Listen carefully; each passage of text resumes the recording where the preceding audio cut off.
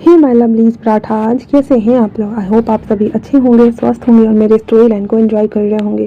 तो जो कोई भी मेरे चैनल पर नए आ रहे हैं, प्लीज़ मेरे चैनल को लाइक शेयर सब्सक्राइब करना मत भूलिएगा। और अगर आप लोगों को मेरी स्टोरी लाइन उसके प्लॉट्स पसंद आते हैं तो प्लीज़ मुझे कमेंट्स करके अप्रिसिएट करना और मेरी छोटी सी प्यारी सी यूट्यूब फैमिली का हिस्सा बनना मत भूलिएगा। तो हम एक वन शॉट लेके आए थे, लव नेवर डाई। ये उसका सीजन 2 है। We will meet again another world. और चलिए हम स्टार्ट करते हैं इसको, ठीक है ना। ये रीबॉर्थ है और आप लोगों को जैसा भी लगे प्लीज़ मुझे कमेंट्स करके ज़रूर बताइएगा। तब तक के लिए चलिए स्टार्ट करते हैं। वहाँ से वो दोनों सोल आपस में मर्ज होने के बाद सीधे स्वर्गलोक पहुँचते हैं। रिंग चुपचाप वहाँ पे सर झुका करके नीचे बैठा हुआ था। लांजान उसके पास बैठते हुए कहता है, क्या हुआ है तुम्हें। विंग कहता है, मुझे माफ़ कर दो लांजा। तो वांग जी कहता है, किस बात के लिए विंग। तो विंग कहता है, तुम्हें ना समझने के लिए, तुम्हें छोड़ देने के लिए। मैं बहुत डरपोक था, डर गया था मैं कि कहीं मैं स्टैंड लूँगा और सब कुछ ख़त्म ना हो जाए, इसलिए मैंने खुद को ख़त्म कर दिया वांग जी। वांग जी उसके लिप्स पे हाथ रखते हुए उससे कहता है, ऐसा क्या। तो मैंने भी तो वही किया, क्योंकि मैं भी तो तुम्हारे बिना नहीं रह पा रहा था ना विंग। विंग वांग जी को देखते हुए गले लगा लेता है। तभी वहाँ पे देवदूत आते हैं और कहते हैं, तुम दोनों चलो यहाँ से। फिर उन लोगों को वहाँ बुलाया जाता है और कहते हैं, तुम दोनों ने क्या किया है। विंग और वांग जी एक दूसरे को देखते हुए कहते हैं, हम दोनों ने कुछ नहीं किया है, हम दोनों बस एक दूसरे से प्यार करते थे और हमें उस दुनिया में जगह नहीं मिली तो हम यहाँ आ गए। तो देवदूत कहता है, हाँ हो गया स्यापा, यहाँ आके हमारी जान खाओ तुम। वैसे स्कोर चेक करते हैं तुम्हारा। उन दोनों का स्कोर चेक करने के बाद 98% तक दोनों का आता है। कहता तुम लोगों ने काफ़ी अच्छे काम किए हैं और 2% ही तुम लोग का एवरेज जा रहा है। हाँ बोलो क्या कर सकता हूँ। तो विंग बोलता है, क्या मतलब क्या कर सकते हैं। हाँ तो वो जो देवदूत था वो कहता है, यही कि मैं एक फरिश्ता हूँ और मैं चाहूँ तो तुम्हें दोबारा से धरती पे भेज सकता हूँ। तो विंग कहता है, हाँ मुझे भेज दीजिए, कि हम दोनों को भेज दीजिए, लेकिन अभी नहीं, उस टाइम जोन में उस समय भेजिए जब ये सभी चीज़ें लीगल हो और हम दोनों एक हो जाए। और वो वांग जी को देखकर बोल रहा होता है। तो वो देवदूत कहता है, पर एक शर्त है मेरी। तो वांग जी कहता है, कैसी शर्त। तो कहता है, तुम दोनों में से किसी एक को ही याद रहने वाला है, दूसरा पार्टनर दूसरे पार्टनर को याद कराएगा और चीज़ें अच्छी भी हो सकती हैं, बुरी भी हो सकती हैं। तो बताओ कौन भूलेगा। विंग कहता है, मुझे नहीं भूलना, मुझे याद रखना है सब कुछ। तो देवदूत कहता है, ओ तो इसे भुला दूँ क्या। ऐसा बोलकर उसके पास आ ही रहा होता है। तो वांग जी कहता है, मुझे भी नहीं भूलना, मुझे भी याद रखना है विंग। तो विंग कहता है, नहीं, जैसा कि उन्होंने कहा बस एक को ही याद रखना है ना, तुम बहस क्यों कर रहे हो वांग जी।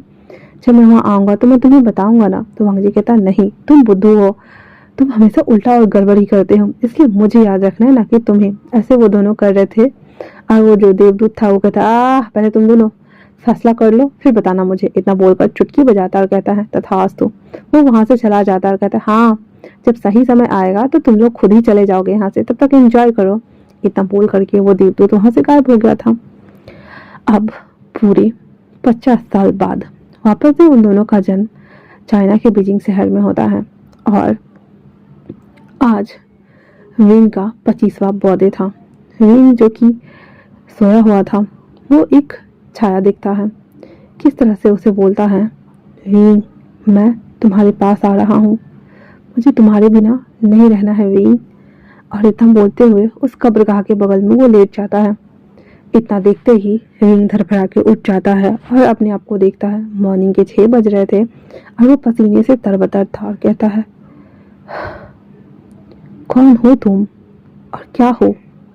क्यों पिछले जब से मैंने होश संभाला है 20 सालों से मुझे ये सपना रोज आ रहा है, जब मुझे तुम्हें ढूंढना होगा लांजान। इतना बोल करके और अपने आप को देखता है जिसकी आंखों में आंसू आए हुए थे और अपने आंसुओं को देखता हुआ कहता है, बस 20 साल से ये रोज होता है मेरे साथ। पिछले 20 साल से एक भी ऐसी रात नहीं गई है जब मैंने तुम्हारे बारे में ना सोचा हो ना समझा हो, ना तुम्हें याद किया हो। लानजान, तुम क्या हो, कैसे हो, मुझे नहीं पता। और इतना बोल करके वो स्ट्रेच करता है बॉडी को, एक कैनवास को, ऊपर कपड़ा था उसे हटाता है, पेंट ब्रश लेता है और उसे पेंट करना शुरू करता है। वो पिछले 7 सालों से एक पेंटिंग बना रहा है जो अब तक अधूरी है। आज वो बना रहा होता है क्योंकि उसे हल्की सी झलक आई होती है और वो उसे याद करने की कोशिश करता है और ब्रश से उस पर उकेरने की ट्राई करता है और कहता है, पिछले 10 सालों से ये पेंटिंग मैंने कंप्लीट नहीं की है। मेरे लिए हर चीज आसान है सिवाय इस पेंटिंग के। तभी डोर पर नॉक होती है और वो कहता है, आ रहा हूँ। और जैसे ही डोर ओपन होता है वैसे ही वो देखता है तो जियांग चेंग डोर को ऐसे ना पीट रहा होता है। तो विंग के आते ही कहता है, जियांग चेंग क्या कर रहे हो तुम? हाँ। तो जियांग चेंग कहता है, मैं क्या कर रहा हूँ? मैं तो तुम्हें उठा रहा था। आज तुम्हें पता है ना, तुम्हें मिलने जाना है हमारी कंपनी के रिगार्डेड। चलो भी, मुझे भी जाना है, तुम्हें भी। जल्दी से रेडी हो जाओ, मैं नहीं चाहता कि लेट हो जाए। रिंग कहता है, कंपनी के सीईओ तुम हो, बाकी सारे काम मुझे करने पड़ते हैं। तो जंग मुंह बनाते हुए कहता है, yes of course mister personal assistant, let's go. तो विंग कहता है, हाँ मैं तुम्हारा बड़ा भाई हूँ। तो जंग कहता है, तो आपको सीईओ बनना चाहिए था ना, फिर मुझे क्यों बनाया? हाँ। तो विंग कहता है, बस ऐसे ही। तो जंग अंदर धक्का देते हुए कहता है, हाँ हाँ मुझे पता है, तुम वापस से उस मिसिंग पीस को ढूंढ रहे हो ना। आज क्या बनाया तुमने? और इतना बोल कर आता कहता है, अरे यार, हाँ, मैं जब भी इस रूम में आता हूँ ये पिछले 1 साल से ये लिप्स कंप्लीट ही नहीं हुआ। क्या उसके पास ओठ नहीं है? फिर अगर ओठ नहीं है तो किस कैसे करोगे ब्रो? और इतना बोल करके वो विंग करता है। विंग कहता, वाट, इतनी में उसकी मॉम आ गई होती है। कहते, क्या कर रहे हो तुम दोनों? हाँ। और यूँ कहती है, क्या हुआ है विंग? तो कहता, मॉम कुछ भी नहीं, देखिए ना झांगचिंग कैसे कर रहा है। तो यूँ कहती, अरे तुम्हें पता है ना वो तुम्हें टीच कर रहा है, कुछ भी नहीं।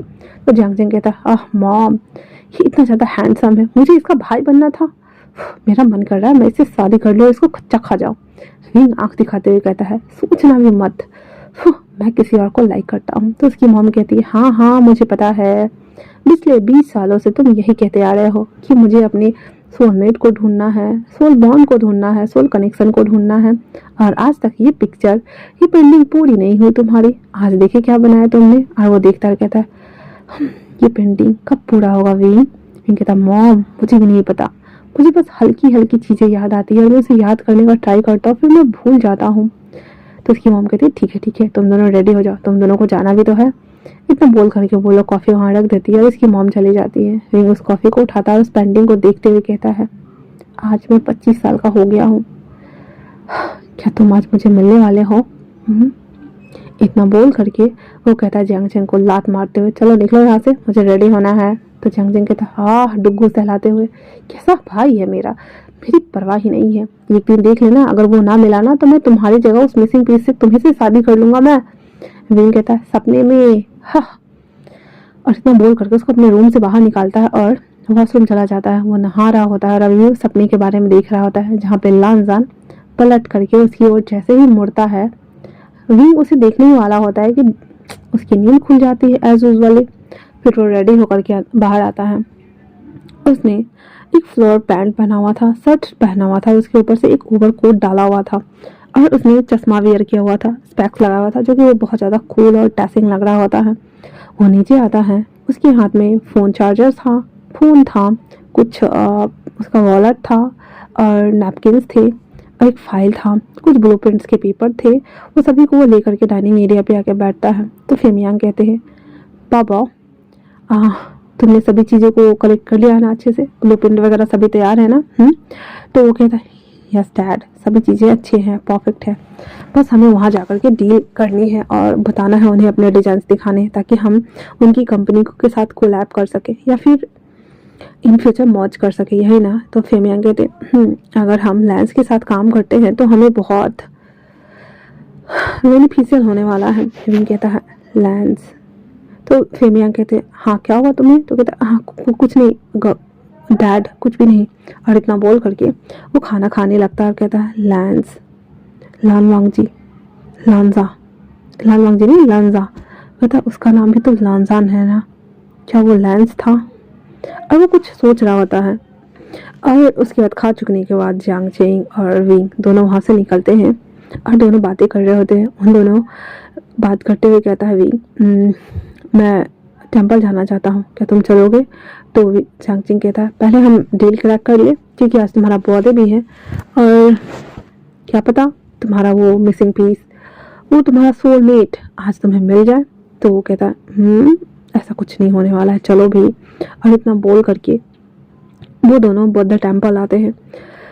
जियांग चेंग सूज उतारता जल्दी जल्दी कहता चलो भी, हमें जल्दी से जाना है, तुम्हें पता नहीं इतना स्लो क्यों करते हो? तो हाँ आया। और इतना बोलकर सूज उतारता है। जैसे ही वैसे बहुत तेज हवा चलने लगती है और वो आंधी आ रहा होता है, तो जिस वजह से अपने हाथों के ऊपर वो अपना ओवरकोट रख लेता है अपनी बाजुओं का, और उसी के बगल से हमारा लान वांगजी क्रॉस कटा हुआ वहाँ से चला जाता है। वो दोनों एक दूसरे के पास थे। वांगजी के हाथ विंग के हाथ से टच होते हैं और उसे क्रॉस कटा हुआ चला जाता है। थोड़ी दूर जाने के बाद वांगजी रुक गया था और विंग अपने हाथों को हटा करके शॉकिंग स्टेशन में पहुंच गया था, क्योंकि उसको लग रहा था कि जैसे जो शख्स अभी गुजरा है वो उसको जानता है। उसकी दिल की धड़कन बढ़ चुकी थी और वो जैसे ही पीछे पलट के देखता है तो वांगजी आगे की तरफ देख रहा था और बैक विंग को दिख रहा था। वो उसे थोड़ा देर देखता है, फिर वो मुड़ जाता है। उसके बाद वो ऊपर जाने लगता है तो वांगजी पीछे पलट के देखता है तो विंग को वो जाते हुए देख रहा होता है। कुछ टाइम देखने के बाद वो वापस से आगे चला जाता है। वो अपनी कार के पास आता है तो वहाँ पे क्रिस खड़ा था और कहता है बॉस, हमें कंपनी जाना होगा। तो वांगजी कहता है चलो अब भी। और इतना बोल करके कार में बैठ जाता और कहता है मुझे वो शख्स इतना फैमिलियर क्यों लग रहा था। और वो सोचते हुए कंपनी की ओर चला जाता है। वहीं विंग ऊपर टेंपल में आता है, फूल और फ्रूट्स वो देता है। उसके बाद थोड़ी देर बैठता है। बुद्धाज के मंत्र चैट करने के बाद मॉन्क जो थे उन्हें आशीर्वाद देते हैं। उसके बाद कैंडल्स बोलते हैं यहाँ जलाओ और जो भी विश मांगनी है पूरी हो जाओ, क्योंकि आज तुम 25 साल के हो गए हो और तुम्हारा सोलमेट तुम्हें जरूर मिलेगा। रिंग आश्चर्य से उन्हें देख रहा था। वो बोलते हैं साधु। रिंग भी बोलता है साधु। और इतना बोल करके वो दोनों वहाँ से जल्दी जल्दी बाहर आते हैं, कार में बैठते हैं और वहाँ से वो जाने लगते हैं। रिंग और वांगजी लैंस ऑफिस पहुंच चुके थे। वो विजिटिंग एरियाज में बैठे हुए थे और अपनी बारी का इंतजार कर रहे थे। वहीं लान वांगजी अपने प्राइवेट एलिवेटर से होता हुआ अपने कैबिन में जा चुका था। जब रिसेप्शनिस्ट आके बताती है कि सर आपसे मिलने के लिए सर आ चुके हैं, तो विंग और जियांग चेंग दोनों बहुत ज़्यादा एक्साइटेड थे और कहते हैं ठीक है चलिए। इतना बोल करके वो दोनों ऊपर आते हैं, एलिवेटर में आते हैं। उसी एलिवेटर में वांगजी भी था और वो फ़ोन चला रहा होता है। वांगजी इन करता है और आगे की तरफ देखने लगता है।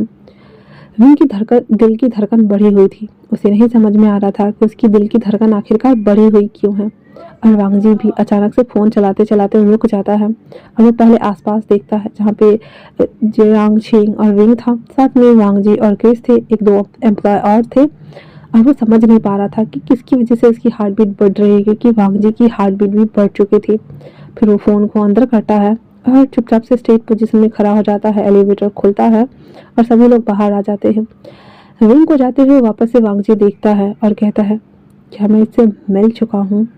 पर वो बस अभी अनजान बन रहा था, क्योंकि दोनों ने एक दूसरे को देखा ही नहीं था।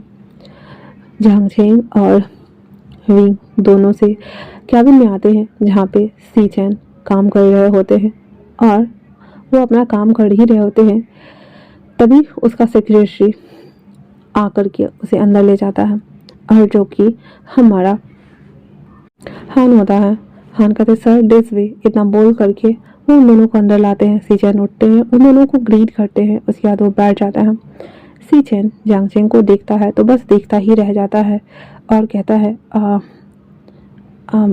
Have a seat. और ऐसे वो अटक के बोलता है। जियांग चेंग को भी बड़ा साई साई फील हो रहा था। रिंग ये नोटिस कर रहा था और कहता है हाँ मेरे सामने सभी लोग अपना अपना पार्टनर चुन लिए हैं और मैं, लगता है मुझे बुढ़ा होना पड़ेगा इसके लिए। फिर वो बैठते हैं और वो लोग बातें करते हैं, कुछ ब्लूप्रिंट्स दिखाते हैं वो लोग। और इतना करने के बाद उन लोगों से बातचीत हो जाती है। उन लोगों का जो भी काम था, पर्पस था, वो लोग समझा देते हैं। और जियांग चेंग की बात सुन करके सीजन मान गए हुए थे और सीजन को जियांग चेंग से अट्रैक्शन फील हो रहा था। अभी मैं एक बात क्लियर कर दूँ कि लव नेवर डाई वाले में विंग ओनली फॉर चाइल्ड था अपने मॉम डैड का, आप लोग को पता ही होगा। वहाँ पे कांग से सरन और बी चांग से उसके मॉम डैड थे, और वहाँ पे अंकल और सीचन और हमारा वांगजी थे। तो यहाँ पे रिबर्थ में विंग, वांगजी का और सीचन तीन का रिबर्थ हुआ है, और अंकल का रिबर्थ नहीं हुआ है।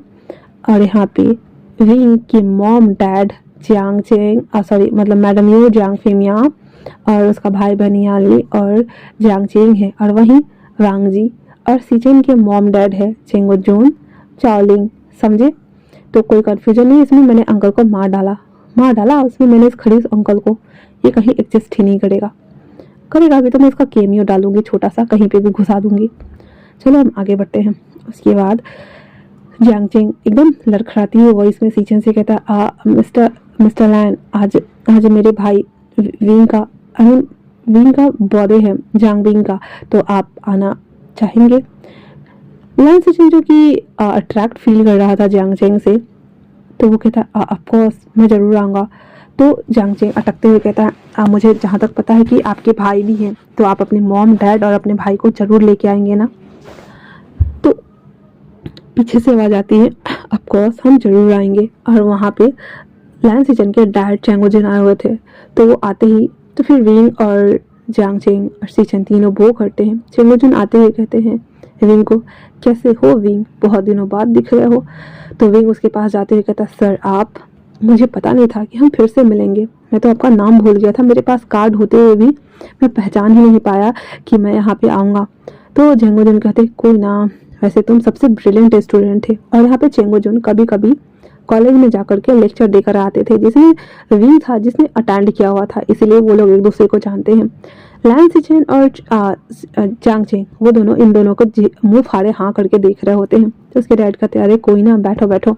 फिर वो दोनों बैठते हैं, कॉफ़ी ऑर्डर करी जाती है। उसके बाद चेंगोजिन बताते हैं कि विंग अपनी क्लास में सबसे ब्रिलियंट बच्चा था, साथ में शरारतें करने में भी। हाँ मुझे पता है सारी बातें। तो विंग कहता, सर प्लीज़ आप मुझे शर्मिंदा कर रहे हैं। तो चेंगोजिन कहते हैं, मैं शर्मिंदा नहीं कर रहा हूँ, मैं तो सच बता रहा हूँ।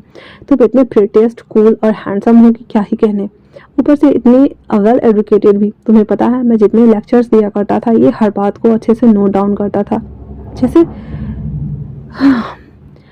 कहो कैसे आना हुआ। फिर वो लोग बातें करते हैं जिस प्रिंट को वो लेकर के आया हुआ था। वो सब बात हो जाने के बाद कहते हैं, ऑफ कोर्स मैं तुम्हारे साथ काम करूंगा, ये तो ब्रिलियंट आइडिया है, कितनी सुंदर तुमने ब्लूप्रिंट निकाला है। और वो लोग एक मॉल्स बनाने की तैयारी कर रहे थे, उसी का वो ब्लूप्रिंट था। और यहाँ पे हमारा विंग आर्किटेक्ट है, जियांग की कंपनी जो कि आर्किटेक्चर का कंपनी है, और वो टेंडर्स लेती हैं। तो इसी से रिलेटेबल ये लोग बात कर रहे थे, और ये लोग कंपनी बनाते हैं, मतलब सब एक दूसरे से मिलकर काम कर रहे होते हैं। तो फिर जियांग चेंग अपनी बात को दोबारा कहते हुए कहता है, सर आज विंग गोगो का बर्थडे है, तो मैं चाहूँगा कि आप अपनी वाइफ के साथ और अपनी दोनों बेटी के साथ है। मैंने आज तक बस ओनली फॉर आपके छोटे बेटे लान वांगजी का नाम सुना है, क्या आप उन्हें भी लेके आएंगे? चेंगोजिन कहते हैं, मुश्किल है, उस पर खुदार का मन पता नहीं कहाँ ही रहता है। वैसे मैं कहूँगा अगर वो आना चाहेंगे तो जरूर आ जाएंगे। इतना बोलकर फिर वो लोग खड़े होते हैं, क्योंकि वो लोगों ने बात करते करते कॉफ़ी ख़त्म कर लिया हुआ था। फिर हैंडशेक करते हैं, और विंग और जियांग चेंग उस कैबिन से बाहर आते हैं। अब देखो ये एरिया ऐसा था, सेक्शन वाइज था। तो सीचन के ऑफिस से निकलकर वो लोग बाहर एलिवेटर की तरफ जा रहे थे, जियांग चेंग और विंग। वहीं दूसरी तरफ से, दूसरी साइड से हमारा क्रिस और वांगजी वो आ रहा होता है, और वो वापस से फिर से विंग को बैक से जाते हुए देखता है। तो लैन सीचन के ऑफिस के पास आकर के वो खड़ा हो जाता है और विंग को जाते हुए देख रहा होता है। क्रिस आवाज़ देता है, सर सर, 3-4 बार आवाज़ देता है, लेकिन जैसे मानो वांगजी का ही खोस आ गया था, उसे आवाज़ सुनाई ही नहीं दे रही थी। तो फिर हमारा क्रिस चिल्लाते हुए कहता, सर। वांगजी कहता, हाँ क्या क्या हुआ? तो उसी क्रिस कहता, सर हमें अंदर जाना होगा, सर से मिलने के लिए कुछ क्लाइंट्स आए हुए हैं, आप भी उन्हें देख सकते हैं। इतना बोलकर वो लोग अंदर आते हैं, तो देखते हैं वहाँ पर डैड और सीचन दोनों वहाँ पर से कॉफ़ी कुछ तैयारी कर रहे होते हैं, और दोनों बात कर रहे होते हैं क्या गिफ्ट लेके जाना चाहिए। देखने में वैसे बहुत प्रिटी है, कैसा रहेगा अगर मैं उसे अपने भाई से सेट करा दूँ तो? और वो सीचन उसके बारे में बोल रहा था, तो उसके डैड कहते हैं, और कैसा रहेगा उसका छोटा भाई मैं तुमसे सेट करा दूँ तो? सीचन एकदम सकपका गया था। तभी पीछे से वॉइस आती है, कौन किसको यहाँ सेट करा रहा है का? ये सुनकर बाप और बेटे दोनों के हाथ रुक जाते हैं, और वो पीछे पलट कर देखते हैं, और दोनों कहते हैं, हम लोग तो बस बातें कर रहे थे और कुछ भी नहीं कर रहे थे। आ गया हमारा शेर बच्चा। और इतना बोल करके उसके डैड गले लगा लेते हैं वांग जी को और कहते हैं, कैसे रही तुम्हारी ट्रिप? वांग जी कहता है, डैड मेरी ट्रिप अच्छी थी और वो टेंडर और प्रोजेक्ट हम लेकर आए हैं। चैंगो जिन कहते, दैट्स माय बॉय, मुझे पता था तुम जरूर ऐसा करोगे। तो कैसा लगा तुम्हें जापान? हाँ, क्या वहाँ पे तुम्हें कोई कुमारी कन्या पसंद आई? बताओ बताओ बताओ। तो वांग जी घूर कर देखता है और कहता है, ओके तो कुमारे लड़के पसंद आए? वांग जी वापस से घूर कर देखता है। उसके डर कहते, ओके मैं तो डर गया, हाँ बैठो। और इतना बोल करके वो लोग बैठ जाते हैं।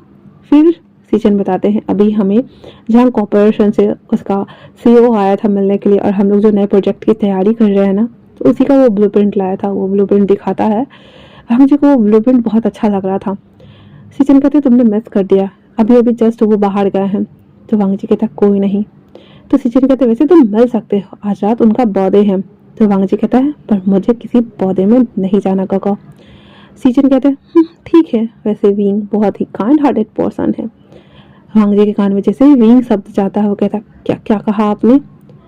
तो वांग सीजन कहते हैं, मैंने कहा विंग, जियांग विंग बहुत ही काइंड हार्टेड पर्सन है। वांग जी कहता है, विंग। और वो अपने दिमाग पे जोर डाल रहा था जो कि वो उसे याद नहीं आ रहा था। और वो अपनी आंखों को बंद करता है और उसे बस कुछ साउंड्स आते हैं जहाँ पे वो कहता है, विंग मैं आ रहा हूँ, मैं आ रहा हूँ तुम्हारे पास। वो फटाक से आंखें खोलता है और कहता है, गगा मैं जाऊंगा।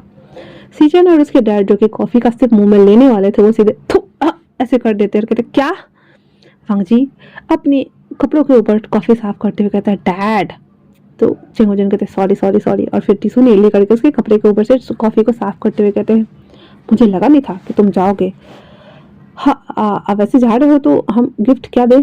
तो वांग जी कहता है, वैसे वो आर्किटेक्ट है ना, तो हमें उसी से रिलेटेड कुछ देना चाहिए, मैंने कुछ सोचा है डैड। इतना बोल करके वो उठता है और वहाँ से जाने लगता है। अब रात के टाइम में चैंग हाउस में पूरा पार्टी सजा हुआ था। यानी बहुत ज़्यादा खुश थी और वो आते हुए कहती है, गगा गगा गगा मेरे सारे दोस्त आ गए हैं, हाँ और आपसे मिलना चाहते हैं, प्लीज़ आप आइए ना। विंग कहता है, पर मैं रेडी नहीं हुआ है। तो कहता है, जल्दी हो जाइए ना गगा। और यानी यहाँ पे सबसे छोटी है। और वापस से वो कहता है, और मुझे आपको गर्लफ्रेंड से भी तो मिलानी है, मेरी गर्लफ्रेंड गगा वो कब से आपसे मिलना चाहती है, आप नहीं मिलना चाहते क्या? तो विंग मुंह बनाते हुए कहता है, हाँ हमारे घर के बच्चों का क्या ही होगा, हम दोनों भाई को लड़के पसंद है और इसे लड़कियां पसंद है। तुमने सोचा है मॉम डैड का क्या होगा? तो जियांग जिंग कहता, ऑफ कोर्स मॉम डैड भी हमारे साथ ही रहेंगे और क्या। तो याली कहती है, तो मैं रह जाऊंगी ना, मैं कहाँ जाऊंगी, मैं मॉम डैड के साथ रह जाऊंगी, आप दोनों को जहाँ जाना है आप जा सकते हो। हाँ, और इतना बोल करके वो खुद ऐसे ना खुद को प्राउड दे रही होती है। तो वो दोनों उसकी चोटियां खींचते हुए कहते, तुम बहुत शैतान नहीं हो गई हो? हाँ बताओ मुझे, ऐसा कौन करता है भला? तो वो दोनों की बालों को पकड़ने के बाद यानी कहती, गग्गा प्लीज ना, मैं आप दोनों की छोटी सी बॉबो बेबी हूँ ना, आप लोग मेरे साथ ऐसा कैसे कर सकते हैं? I hate you. तो वो दोनों बाल खींचते हुए कहते, जाओ जाओ रेडी हो जाओ, हम आते हैं। इसके बाद जियांग चिंग और विंग रेडी हो रहे थे। जियांग चिंग विंग को देखते हुए कहता है, bro you are looking so hot and gorgeous. हाँ मेरा फेक दिल वापस से तुम पे आ रहा है, चलो ना मेरे से शादी कर लेते और मैं तुम्हें कच्चा खा जाऊंगा। विंग उसके माथे पे मारते हुए से खुद से अलग करते हुए कहता, मुझसे दूर रहो तुम, और मुझे पता है तुम लैंसी चेन को लाइक करते हो ना। जियांग चिंग अपने हाथ के ऊपर हाथ रखते हुए कहता, ओह माय गॉड मेरा पुअर हार्ट, हाँ तुमने तो मेरे मुंह की बात छीन ली। हाँ अगर वो मुझसे पटा तो ठीक, नहीं तो मैं खुद उसे पटा लूंगा और उसे बेड पे ले जाकर उसे हैरत करूंगा। विंग कहता, व्हाट तुम ये सब सोचते रहते हो? तो सीजन कहता, क्यों? सीजन बोल यार। जियांग चिंग कहता, क्यों नहीं सोचना चाहिए? आप उस मिसिंग समवन के लिए क्या फील करते हैं? क्या उसे सी साइड पे ले जा करके एक लंबा सा डिनर डेट और लेक्चर देने वाले हो? हाँ सो बोरिंग। और इतना बोल करके एक ब्रॉच लाता है और उसके ऊपर लगा देता है। वो रोज शेप का था, रेड कलर का। उस रोज को पेटल्स को देखता है और कहता है, पता नहीं क्यों जब भी मैं तुम्हें देखता हूँ वो कुछ झलकियाँ याद आती हैं। और वो उसी गुलदस्ते की बात कर रहा था जिस सेब में वांग जी ने उस गुलदस्ते को रखा था। उसी तरह से बहुत सारे सेबों को मिला करके विंग ने एक रेड ब्रॉच बनवाया हुआ था। वो रेडी हो गया था, कहता है मैं नीचे जाके देखता हूँ, तुम आ जाना 5 मिनट में, ठीक है ना? विंग हामी भर देता है। उसके बाद विंग फाइनली अपने आप को टचअप करते हुए फिर नीचे की तरफ आने लगता है। स्पॉट लाइट्स विंग के ऊपर पड़ती है और जियांग फिमिया सबको कहते हैं अटेंशन एवरीबॉडी प्लीज़। आज जैसा कि मेरे बेटे जियांग विंग का बर्थडे है तो मैं चाहता हूँ कि आप सब उनकी लंबी उम्र की कामना के लिए दुआ करें। आज मेरा बेटा फाइनली 25 साल का हो गया है और मैं चाहता हूँ कि मेरा बेटा अपना वर्जिनिटी खो दे। हाँ, क्योंकि मैं तो थक गया हूँ। आज तक उसने किसी को डेट नहीं किया। ऐसा लगता है जैसे मेरा बेटा ना किसी हिस्टोरिकल टाइम जोन से आया है जो बस किसी समवन स्पेशल का वेट कर रहा है। फिर वो ऐसे टॉन्ट मारते हुए कहता है, कोई है जो मेरे बेटे को दिल पर राज करने वाला है। ये सारी बातें सुनकर सबको अच्छा भी लग रहा था और सब हंस भी रहे थे। विंग अपना मुंह बनाते हुए कहता है, डैड। तो जियांग फिमिया कहते हैं, व्हाट? मैं तो तुम्हारे लिए लड़की पटा रहा हूँ। जियांग जियांग कहता है, एक्जैक्टली डैड, और मेरे लिए भी ढूंढ दीजिए ना। जियांग फिमिया ऐसे ना माइक मारते हुए कहते, हाँ, और मेरे दूसरे बेटे के लिए भी। और इतना बोलकर वो साइड करते हुए कहते, चलो सबसे मिलवाता हूँ मैं। वो एक एक करके सबसे मिल रहे होते हैं। सभी लोग विंग को हैप्पी बर्थडे विश कर रहे होते हैं। वहीं यानले भी भागते भागते विंग को और जियांगचिंग को लेकर के आते कहती, गग्गा आपको मेरी फ्रेंड से नहीं मिलना? ये देखिए मेरी फ्रेंड तानिया, हाँ, इंडिया से है और मुझे ये बहुत पसंद है और मैं इसी से शादी करूंगी। तो विंग जो था वो कहता है, ओह सच में? हाँ, ये बहुत प्रिटी है। तो तानिया कहती है, मैं सच में बहुत प्रिटी हूँ गगा। और इतना बोल करके वो हक करती है विंग को और जियांगचेंग को। यहाँ से खींचते हुए कहती, अरे अरे अरे, मैं तुम्हारी, तुम समझ रही हो ना? तो तानिया कहती है, यस यस मैं समझ गई, चलो भी। और इतना बोल करके वो लोग पार्टी एंजॉय कर रहे होते हैं। तभी बाहर से एक जो मैनेजर होता है वो आकर के बोलता है, सर लैंस भी आए हैं। ये सुनना हुआ था कि पार्टी में ना शोर शराबा मच गया था और सभी लोग ऐसे भगदड़ मच गया हुआ था। और वो कहते हैं, लैंस? और इतना बोल करके वो लोग बाहर की तरफ देखने लगते हैं जहाँ पे चेंगो जोन, जाओलिंग और मतलब क्रिस्टल जैंग और लैंसी चैन, लानवांग जी, वो सभी मेन गेट पे थे। मैडम यू और यांग फेमिया खुद जाते हैं, उन लोगों को ग्रीट करते हैं और अंदर लेकर के आते हैं। विंग जो कि दूसरे लोगों से बात करने में लगा हुआ था, यांग फेमिया आवाज़ लगाते हुए कहता है, विंग बेटा इनसे मिलो, ये है लैन जेंगोजोन और ये उनकी वाइफ है और ये उनका बड़ा बेटा लैन सिचैन है और ये लान वांग जी है। विंग जो कि उन लोगों से बात कर रहा था अपने डैड की आवाज़ लगाने पे जैसे ही पलटता है, वो बाकी लोगों को तो छोड़ो, वांग जी जो कि अपनी घड़ी को ठीक करता हुआ आ रहा होता है, उसे देखते हुए उसकी नज़र उसी पे ठहर जाती है। ऐसा लग रहा था वो टाइम जोन रुक चुका है, वो सभी समय रुक चुके हैं। वहाँ पे मौजूद हर शख्स स्टैचू बन गया है और ओनली फॉर वांग जी और विंग ही जीवित बचे हुए हैं। विंग वांग जी को देखते हुए कहता है, लानजान, और ये वर्ड अपने आप ही निकला था। लानजान जैसे ही उसके मुंह से अपनी ओली लानजान सुनता है, वो उसे देखता है और अपने हाथ को वो अभी भी होल्ड किए हुए था और उसे देख रहा होता है। और वो कहता है, ये क्या, ये मुझे इतना फैमिलियर क्यों लग रहा है? उन दोनों की नजरें मिलती है। पूरा समा, हर चीज वहां पे रुक चुका था, बुद्ध बन चुका था। उन दोनों की धड़कन वो दोनों सुन पा रहे थे। ऐसा लग रहा था जैसे वहां से हवा भी पास नहीं हो रही है। 1 मिनट की आई कांटेक्ट के बाद यू वापस से विंग को झकझोरते हुए कहती है, विंग कहाँ खोए हो बेटा? ये है लैन चेंगोजोन, उनकी वाइफ, और ये लैन सिचन और ये लान वांग जी। विंग कहता, हाँ हाँ माँ। उसके बाद वो एक एक करके सबसे हैंडशेक करते हैं। सभी लोग उन्हें बर्थडे परचेन देते हैं और हैप्पी बर्थडे बोलते हैं। सभी लोग नहीं, ओनली फॉर उनके डैड और मॉम अलग से। और उसके बाद लैन सिचन कहते हैं, वांग जी हम जो गिफ्ट लाए थे वो निकालो। तो वांग जी कहता, क्रिस आता है और वो गिफ्ट बॉक्स लाता है। उसके बाद लैन सिचन लेते हुए कहते हैं, ये हमारे भाई, हम दोनों भाई की तरफ से, खोल के देखिए। तो विंग कहता है, मैं बाद में देखता हूँ। तो लैन सिचन प्रेशर देते हुए कहते हैं, स्पेशली मेरे भाई ने डिज़ाइन करवाया है, प्लीज़ खोलिए। विंग जैसे ही उसे खोलता है, वो एक ब्रॉच था और वैसा ही ब्रॉच था जैसा ब्रॉच विंग के कोट के ऊपर था। वो रेड था और ये ब्लैक था। विंग जब वो देखता है तो अपने ब्रॉच को देखता है। तो लैन सिचन कहते, इंटरेस्टिंग लानजान। जैसे ही लानजान सुनता है कि गगन ने उसे लानजान कहा है, विंग उसे शॉकिंगली देखते हुए वापस से कहता, लानजान? तो लैन सिचन कहते, हाँ मेरा भाई का शॉर्ट नेम लानजान, निकनेम कह सकते हैं उसे, हम प्यार से बुलाते हैं। और ये ब्रॉच दोनों सेम लग रहे हैं। और ऐसा देखते हुए वो कह रहे थे, उसके बाद कहते, तो मिस्टर विंग, अगर आप बुरा न माने तो क्या आप ये ब्रॉच वेयर कर सकते हैं? विंग कहता है हाँ हाँ ऑफ कोर्स। उसके बाद उस ब्रॉच को हटा करके उसे लगाया जाता है और उस ब्रॉच को डब्बे में बंद कर दिया जाता है। तो विंग कहता है अगर आप बुरा न माने तो क्या मैं ये ब्रॉच लांसन को लगा दूं? तो लैंसी चैन कहते बर्थडे बॉय का विश हम भले पूरा क्यों ना होने दे, है ना लांजान? इतना बोल करके वो ब्रॉच लैंसी चैन लेते हैं और वांग जी को लगा देते हैं। दोनों के ब्रश सेम थे, कलर डिफरेंट था। वांग जी विंग को देख रहा था और उसके हाथ पैर ठंडे हो रहे थे और विंग वांग जी को देख रहा था और उसके हाथ पैर ठंडे हो चुके थे। उसके बाद फेमियांग कहते तो चलो बेटा हम केक कट करते हैं। उसके बाद केक कट किया जाता है और वो लोग एक दूसरे को केक खिलाते हैं, पहले मॉम डैड को, फिर जियांगचिंग को, फिर यानली को। उसके बाद उसके डैड लोग बातें करने लगते हैं और विंग भी बातें कर रहा होता है उन सभी लोगों से। लान वांग जी भी सभी से बातें कर रहा होता है। विंग जो कि रह रह के उलट पुलट करके लानजान को देख रहा था और लानजान उलट पुलट करके विंग को देख रहा होता है। तभी वहाँ पे साओ सिंचेंग आते हैं और आते ही हैप्पी बर्थडे विंग, और इतना बोलने के साथ ही वो गले लगा लेता है।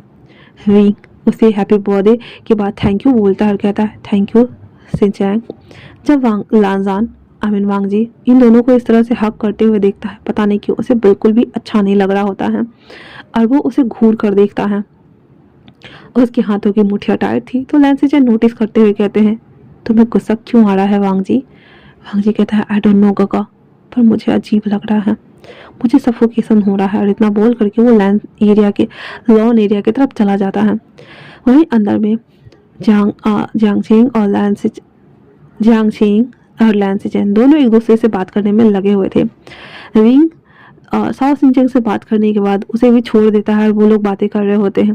थोड़ी देर बाद जब विंग देखता है कि वहाँ पे लानजान नहीं है तो वो एक ऑरेंज जूस लेता है और वो ले करके बाहर आता है। बाहर वो देखता है कि लानजान स्विमिंग पूल एरिया के पास खड़ा होकर के अपने दोनों पॉकेट में हाथ डाले हुए है और उस पानी में कुछ देख रहा है जो कि चांद की परछाई हो रही थी। विंग उसके पास आते हुए कहता है एक्सक्यूज मी, और इतना बोलकर वो जूस बढ़ा देता है। वांग जी सीधे बिना देखे कि विंग है बोल देता है नो थैंक्स, मुझे नहीं चाहिए। विंग कहता है पहले टेस्ट तो करो। जब उसकी वॉइस सुनाई देती है तो वांग जी उस तरफ मुड़ता है और कहता है विंग। विंग इतना फैमिलियर सुन करके विंग को शॉट लगा था और कहता है लानजान, और वो दोनों वापस से एक दूसरे को देखने लगे थे। लानजान अनजाने में ही उसके हाथ से वो जूस ले लेता है और एक ही सांस में पूरा गटक जाता है और कहता है मिस्टर विंग कहीं कैसे आना हुआ? विंग कहता है मैं वो पार्टी में आपको ढूंढ रहा था, आप नहीं थे तो मैं बाहर चला आया, फिर मैंने आपको यहाँ देखा, क्या आप सैड हैं? लांजन कहता है नहीं मैं सैड नहीं हूँ। फिर वो चुप हो जाता है। विंग ऑकवर्ड लग रहा था उसे कि आखिरकार वो बात क्या करे, इसीलिए वो भी चुपचाप वहाँ पे खड़ा हो जाता है और कहता है क्या आपको भीड़ नहीं पसंद? वांग जी कहता है मुझे सफोकेशन फील होता है, ऐसा लगता है जैसे कि, और विंग बोल देता है दम घुट रहा हो, और वांग जी भी साथ में ही बोला था। फिर वो दोनों एक दूसरे को देखने लगते हैं। उसके बाद विंग फिर ऊपर देखने लगता है और कहता है अजीब है ना? तो वांग जी कहता है क्या? यही कि मुझे भी ऐसा फील हो रहा था। क्या आप डेस्टिनी में बिलीव करते हैं? तो वांग जी कहता है आई डोंट नो, मैं नहीं करता। फिर विंग कहता है क्या प्यार में बिलीव करते हैं? तो वांग जी कहता है नो, मुझे नहीं पता प्यार क्या होता है, क्योंकि अभी तो हर किसी के साथ हुकअप्स करता है और अपनी नीड को पूरा करता है। विंग कहता है क्या आपने कभी ट्रू फीलिंग के बारे में सुना है? एक ऐसा प्यार जो जन्मों जन्मांतर के लिए एक हो और वो बस आपका इंतज़ार करे, जहाँ पे ओनली फॉर इंतज़ार हो, बिना किसी शिकायत के, बिना किसी जान पहचान के, बस प्यार हो और इंतज़ार हो। वांग जी कहता है इट्स टू टिपिकल लाइन, पर ऐसा कोई नहीं करता। विंग कहता है करता है, कोई तो करता है अपने सोलमेट का वेट। और उसकी आंखों में आंसू आ गए थे जो वांग जी नोटिस कर लेता है और कहता है क्या तुम अपने सोलमेट का वेट कर रहे हो? विंग आहे भरते हुए कहता है हमें अंदर जाना चाहिए, और इतना बोलकर वो जाने लगता है तो वांग जी उसे उसके हैंड को पकड़ लेता है। विंग जब देखता है उसकी दिल की धड़कन बढ़ गई थी और वो कहता है लानसान। अब वांग जी की दिल की धड़कन बढ़ गई थी और वो कहता है मत जाओ, पता नहीं क्यों पर मैं तुमसे अट्रैक्ट फील कर पा रहा हूँ। क्या हम थोड़ी देर और रहें? क्या तुम ये विश पूरी कर सकते हो? तो विंग कहता है क्या हम कहीं और चले जहाँ सुकून मिलता हो। वांग जी कहता है मैं नहीं जानता। तो विंग कहता है चलो मेरे साथ। और इतना बोल करके वो वांग जी को लेकर के सी साइड आता है। सी साइड आने के बाद वो रेत पे सूज उतारने लगता है। तो वांग जी कहता है ये क्या कर रहे हो। विंग कहता है फॉलो मी। इतना बोल करके वो जूते हाथ में लेते हैं और वो उस पानी के किनारे चलना शुरू कर देते हैं। पानी के हिलकोड़े और लहरें आकर के उन दोनों को पैरों को छू करके जा रही थी। विंग और वांग जी अपने पीछे पैरों के निशान को छोड़ते जा रहे थे। विंग वांग जी से कहता है क्या तुम डेस्टिनी में बिलीव करते हो लांजान। वांग जी दोबारा से कहता है नहीं। विंग कहता है हाँ मैं समझ सकता हूँ। हाँ वैसे कैसा लग रहा है। वांग जी कहता है ठंडा और आरामदायक। कहीं हम बैठे। फिर वो दोनों थोड़ा दूरी लग के बैठ जाते हैं। विंग अपने दोनों हाथों को सैंड में गड़ा देता और ऊपर देखता है। वांग जी उसे देखते हुए कहता है क्या तुम किसी का वेट कर रहे हो। विंग कहता है पता नहीं, शायद हाँ भी और नहीं भी। वांग जी उसकी गोल गोल बातें समझ नहीं पा रहा था, इसलिए वो कहता है अपने मन में धीरे से शायद मे भी, और इतना बोलकर वो ऊपर देखने लगता है। लगभग वो लोग आधे घंटे से ऐसे ही बैठे थे, कुछ भी बिना बोले, कुछ भी, बस एक दूसरे का साथ था। वो गढ़ में एहसास था जो उन दोनों को एक साथ होने पे पूरा कर रही थी, उन दोनों को अच्छा और उसके दिल को सुकून दे रहा था। वांग जी जब ऐसा देख रहा होता है तो विंग धीरे धीरे करके अपने सर को वांग जी के शोल्डर पे रख देता है। वांग जी एक नज़र देखता है विंग को। विंग और वांग जी की नज़रें मिली हुई थी। वांग जी आने पर विंग को इंटरेस्ट वाहक के साथ देख रहा होता है। वांग जी धीरे धीरे उसकी ओर बढ़ता है, उसके लिप्स को वो कैप्चर कर लेता है और उसे किस कर देता है। फिर वो सेपरेट होते हुए कहता है आई एम सॉरी, मैं अपने ऊपर कंट्रोल नहीं कर पाया। विंग कहता है इट्स ओके, मैं भी। और इतना बोलकर वो दोबारा से देखने लगते हैं। विंग अब बढ़ करके वांग जी को लिप्स को कैप्चर कर चुका था और वो दोनों ऐसे टेढ़ा गर्दन किए हुए एक दूसरे को किस करते हैं। थोड़ी देर की किस करने के बाद दोनों सेपरेट हो जाते हैं और कहते हैं पता नहीं क्यों लांजान तुम मुझे अपने से लगते हो। लांजान अपने मन में कहता है मुझे भी, क्या हम घर चले। विंग विंग कहता है इतना बोलकर वो लोग वापस से कार में आके बैठ जाते हैं और घर आ जाते हैं। पार्टी ओवरऑल खत्म हो चुकी थी और वहाँ पे लैंस बैठे हुए थे। विंग और वांग जी को साथ आता हुआ देख करके उनके फैमिली वाले बहुत खुश हो रहे थे। उसकी मोम तो और भी ज़्यादा ओवर एक्साइटेड हो रही थी, कम से कम चलो इसी बहाने तो उसका बेटा तो हाँ फाइनली किसी के साथ घुल मिल तो रहा है ना, वरना ये तो साधु सन्यासी बन के घूम रहा है, पता नहीं क्या ही होगा। हाँ किस हिमालय में जा करके तपस्या करेगा। और उनके डैड को टेंशन हो रहा था किस पागल ने इसको दुआ में मार रखा है। 25 साल से वो बस उसके सपने ही देख रहा है, सामने नहीं आ रहा। फिर उसकी मॉम कहती है बाहर निकलो, उसका सपना पूरा हो गया है, वो उसे मिल गया। तो जियांग फिर में अपना सर हिला लेते क्योंकि विंग का कोई भरोसा ही नहीं था। उसके बाद वो फैमिली वाले वहाँ पे बैठे हुए थे, वो दोनों आके ज्वाइन करते हैं।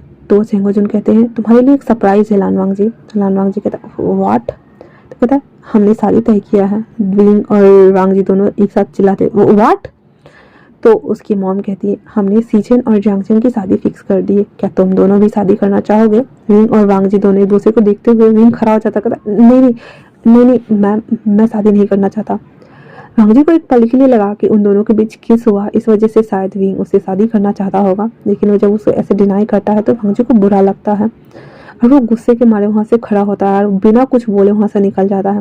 विंग जब देखता है वांग जी को जाते हुए उसे थोड़ा सा बुरा लग रहा था कि आखिर वो ऐसे कैसे जा सकता है, बट फिर भी वो कुछ नहीं बोलता। उसके बाद वो लोग सभी बातें करते हुए कहते हैं 1 महीने बाद मैंने शादी रखा है, तब तक तुम लोग अपना मन बदल लो, फिर मैं तुम दोनों की शादी साथ में ही करा दूंगी। विंग थोड़ा सा साई फील कर रहा था, लेकिन उसने मतलब अचानक से बोला क्योंकि उसे समझ नहीं आ रहा था कि अभी उसे बोलना चाहिए या नहीं, क्योंकि क्या पता वो लानजान ना हो ये कोई और हो, क्योंकि वो कंफर्म नहीं था ना। इसीलिए वो लोग बातें करते खाना वाना खाते हैं। वांग जी जो कि कार में आकर के बैठा हुआ था, उसे बहुत गुस्सा आ रहा था। वो जियांग हाउस को देख रहा है और किसको बोलता है घर चलो, इतना बोल करके वो वहाँ से निकल आता है। घर आने के बाद वांग जी शावर लेता है और बेड पे आके लेटा हुआ था।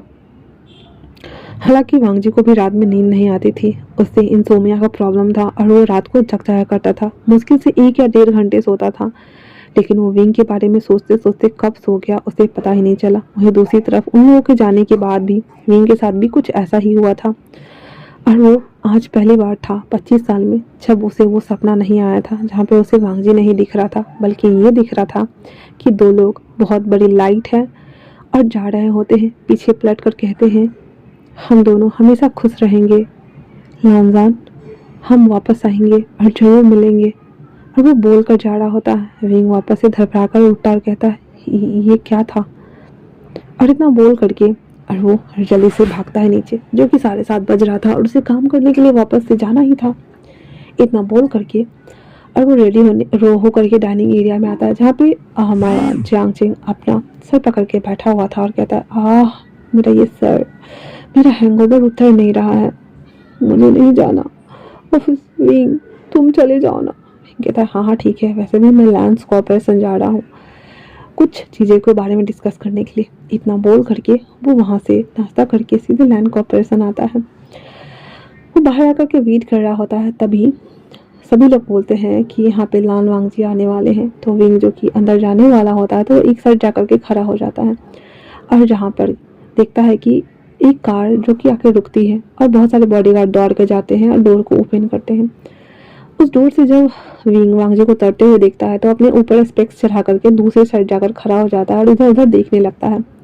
वांगजी उसे देखता है इस तरह से और कहता है, तो आप यहाँ हैं। इतना बोल करके वांगजी एक कोल्ड ग्लेज देता हुआ उसे वहाँ से पास कर जाता है। विंग को थोड़ा सा अजीब तो लग रहा था, लेकिन फिर वो कुछ नहीं बोलता और सीधे उन लोगों को जाने का वेट करता है। उन लोगों के जाने के बाद विंग अंदर आता है और ऐसे करता है। उसके बाद वहाँ से जाने के बाद विंग जाके वीवीआईपी एरिया में बैठा हुआ था, क्योंकि उसे बुलाया जाएगा तभी तो वो जाएगा ना। जब विंग बैठा हुआ था तो आधे पौने घंटे के बाद उसे आकर के बोलते हैं कि सर आपको बुला रहे हैं। तो उसे लगा कि वो लैंस चेंज से मिलेगा, लेकिन उसे दूसरे कैबिन में ले गया था। विंग थोड़ा कंफ्यूज था। फिर वो अंदर आते हुए कहता है, एक्सक्यूज मी, जहाँ पे वांगजी चेयर को उल्टी तरफ करके बैठा हुआ था। जैसे ही वो सुनता है, वो उस तरफ मुड़ता है तो विंग धड़फड़ा जाता है और पीछे हो जाता है। फिर अपने स्टैक्स को ठीक करने लगता है। वांगजी अपनी जगह से उठता और कहता है, हेलो मिस्टर शांग विंग। विंग कहता है, हेलो मिस्टर लैन, वैसे मुझे मिस्टर लैन सिचन से बात करनी थी। आप और इतना बोल के वो पीछे जा रहा था कि वांगजी अपनी शर्ट को और कोट को वो ठीक करता हुआ उसकी तरफ ही बढ़ रहा होता है। वो भी टेबल पे ऐसे हाथ को स्लाइड करता हुआ चारों तरफ से। विंग जब ये देखता है तो वो धीरे धीरे पीछे हो रहा था। इस चक्कर में उसके दोनों पैर आपस में टकराते हैं और जैसे गिरने वाला होता है, वांगजी उसे ऐसे होल्ड करता है। अभी विंग और वांगजी एक दूसरे को देख रहे होते हैं और वांगजी, विंग का चश्मा थोड़ा सा उसके नोच पे आ गया था। वांगजी उसके चश्मों को ठीक करते हुए कहता है, विंग खुद को संभालो वरना गिर जाओगे। वांगजी की इतनी कोल्ड वॉइस सुनकर विंग कहता, जी यस मैं समझ गया। और इतना बोल करके वो खड़ा हो जाता है। उसके बाद कहता है, क्या हम डिस्कस करें, क्योंकि उस प्रोजेक्ट पे मैं काम करने वाला हूँ। विंग कहता, क्या? वांगजी अपने कान में उंगली लेते हुए कहता है, क्या आप बहरे हैं? विंग कहता है, नो। फिर वो दोनों आके बैठते हैं। फिर क्रिस उन दोनों के लिए कॉफ़ी लेके आता है तो वो विंग को देखता है और उससे वांगजी को देखता है, क्योंकि वांगजी उसे खा जाने वाली नज़रों से देख रहा होता है। क्रिस वहाँ से 9:11 होता है। क्रिस के जाने के बाद विंग और वांगजी जो कि आपस में डिस्कस कर रहे होते हैं चीज़ों को लेकर के, कि किस तरह से प्रोजेक्ट जो बना है, ब्लूप्रिंट जो बना हुआ था और किस तरह से काम करना था, किस तरह से बिल्डिंग को खड़ा किया जाना था। उस सभी चीज़ों को विंग घबराता वांगजी को और डिटेल बता देता है। वांगजी धीरे करके अपने शर्ट्स को, आई मीन जो कोट पहना हुआ था उसके बटन्स को ओपन करता है और धीरे धीरे करके खसकता हुआ वो वांगजी विंग के बगल में जाके बैठ जाता है। वांगजी और विंग के बीच में इतनी ज़्यादा नज़दीकियाँ था कि विंग को घड़ने जैसा एहसास हो रहा था। उसके तन बदन में अजीब सी सेंसेशन हो रही थी। वो जब ब्लूप्रिंट चेकआउट करने के बाद वांगजी को देखता है, जो कि वांगजी उसे ही देख रहा होता है। पूरा ध्यान वांगजी का ओनली फॉर विंग के ऊपर ही था और वो विंग को बस देख रहा होता है। वांगजी को जब ऐसा करता हुआ देखता है तो विंग कहता है, मिस्टर लैन, ये प्रोजेक्ट आपको चेकआउट करना चाहिए ना?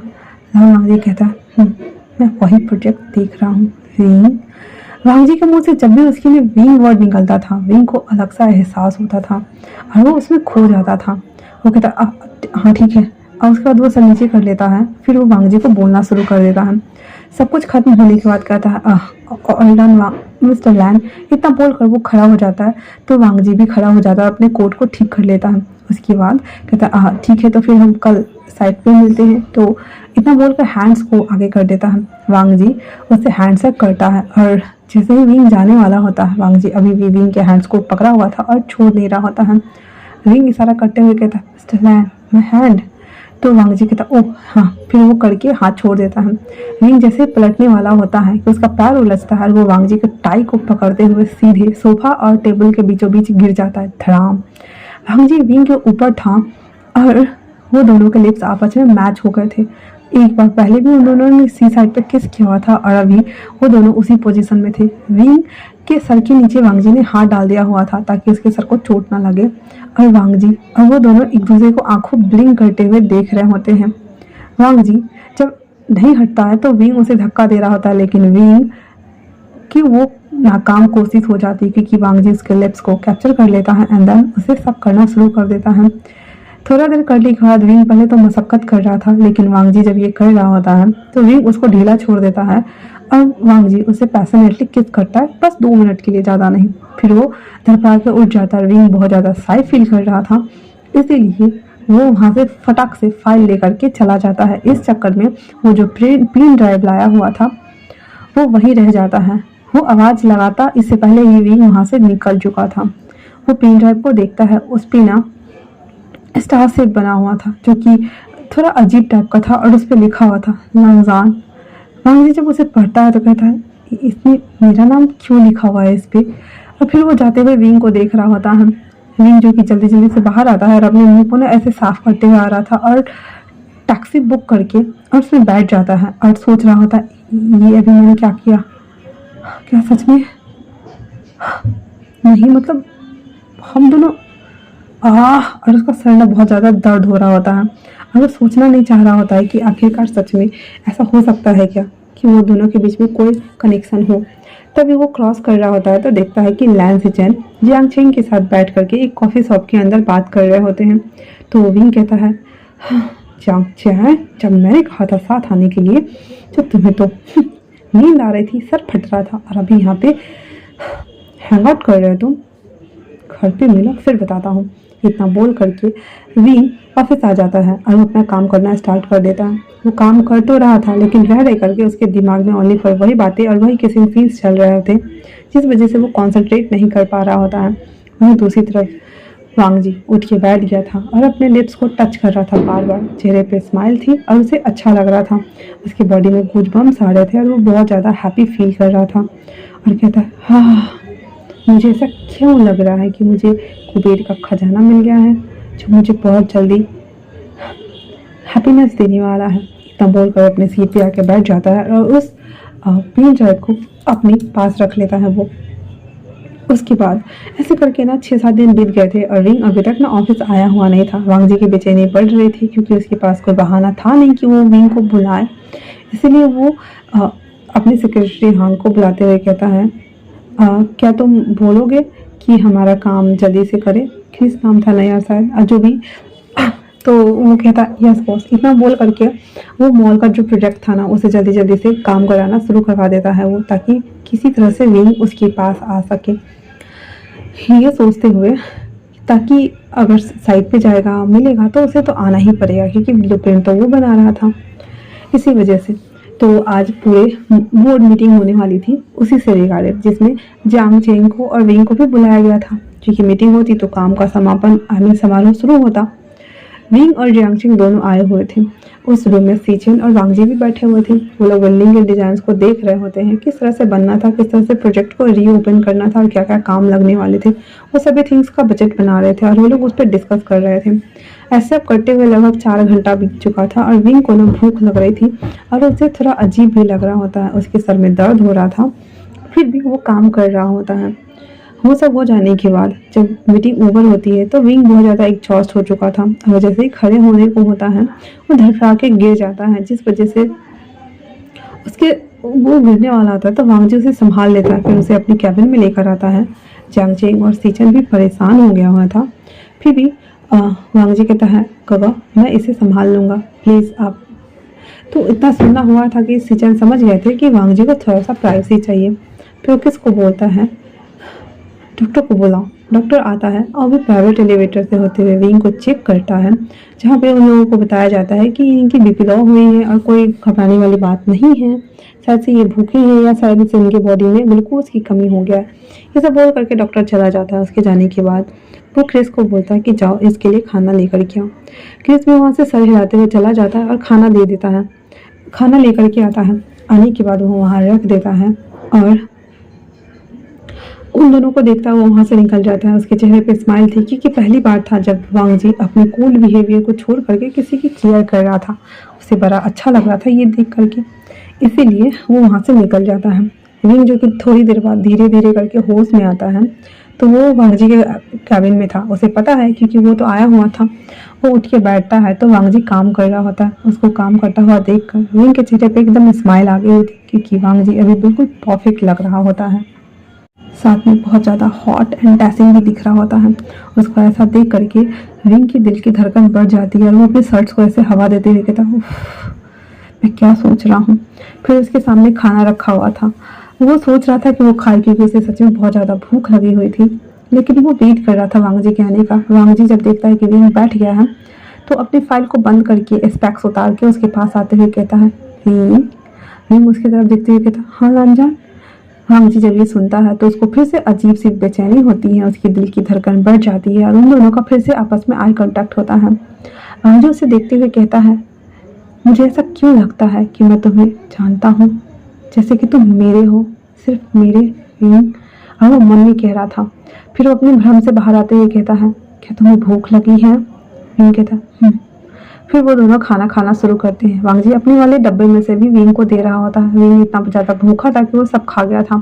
वांग जी उसे देखते हुए कहता है, कौन कह सकता है ये इतना पतला दुबला लंबा इंसान इतना सारा खाना अकेले खा सकता है। और उसको खाते हुए देख करके वांग जी को अच्छा लग रहा था।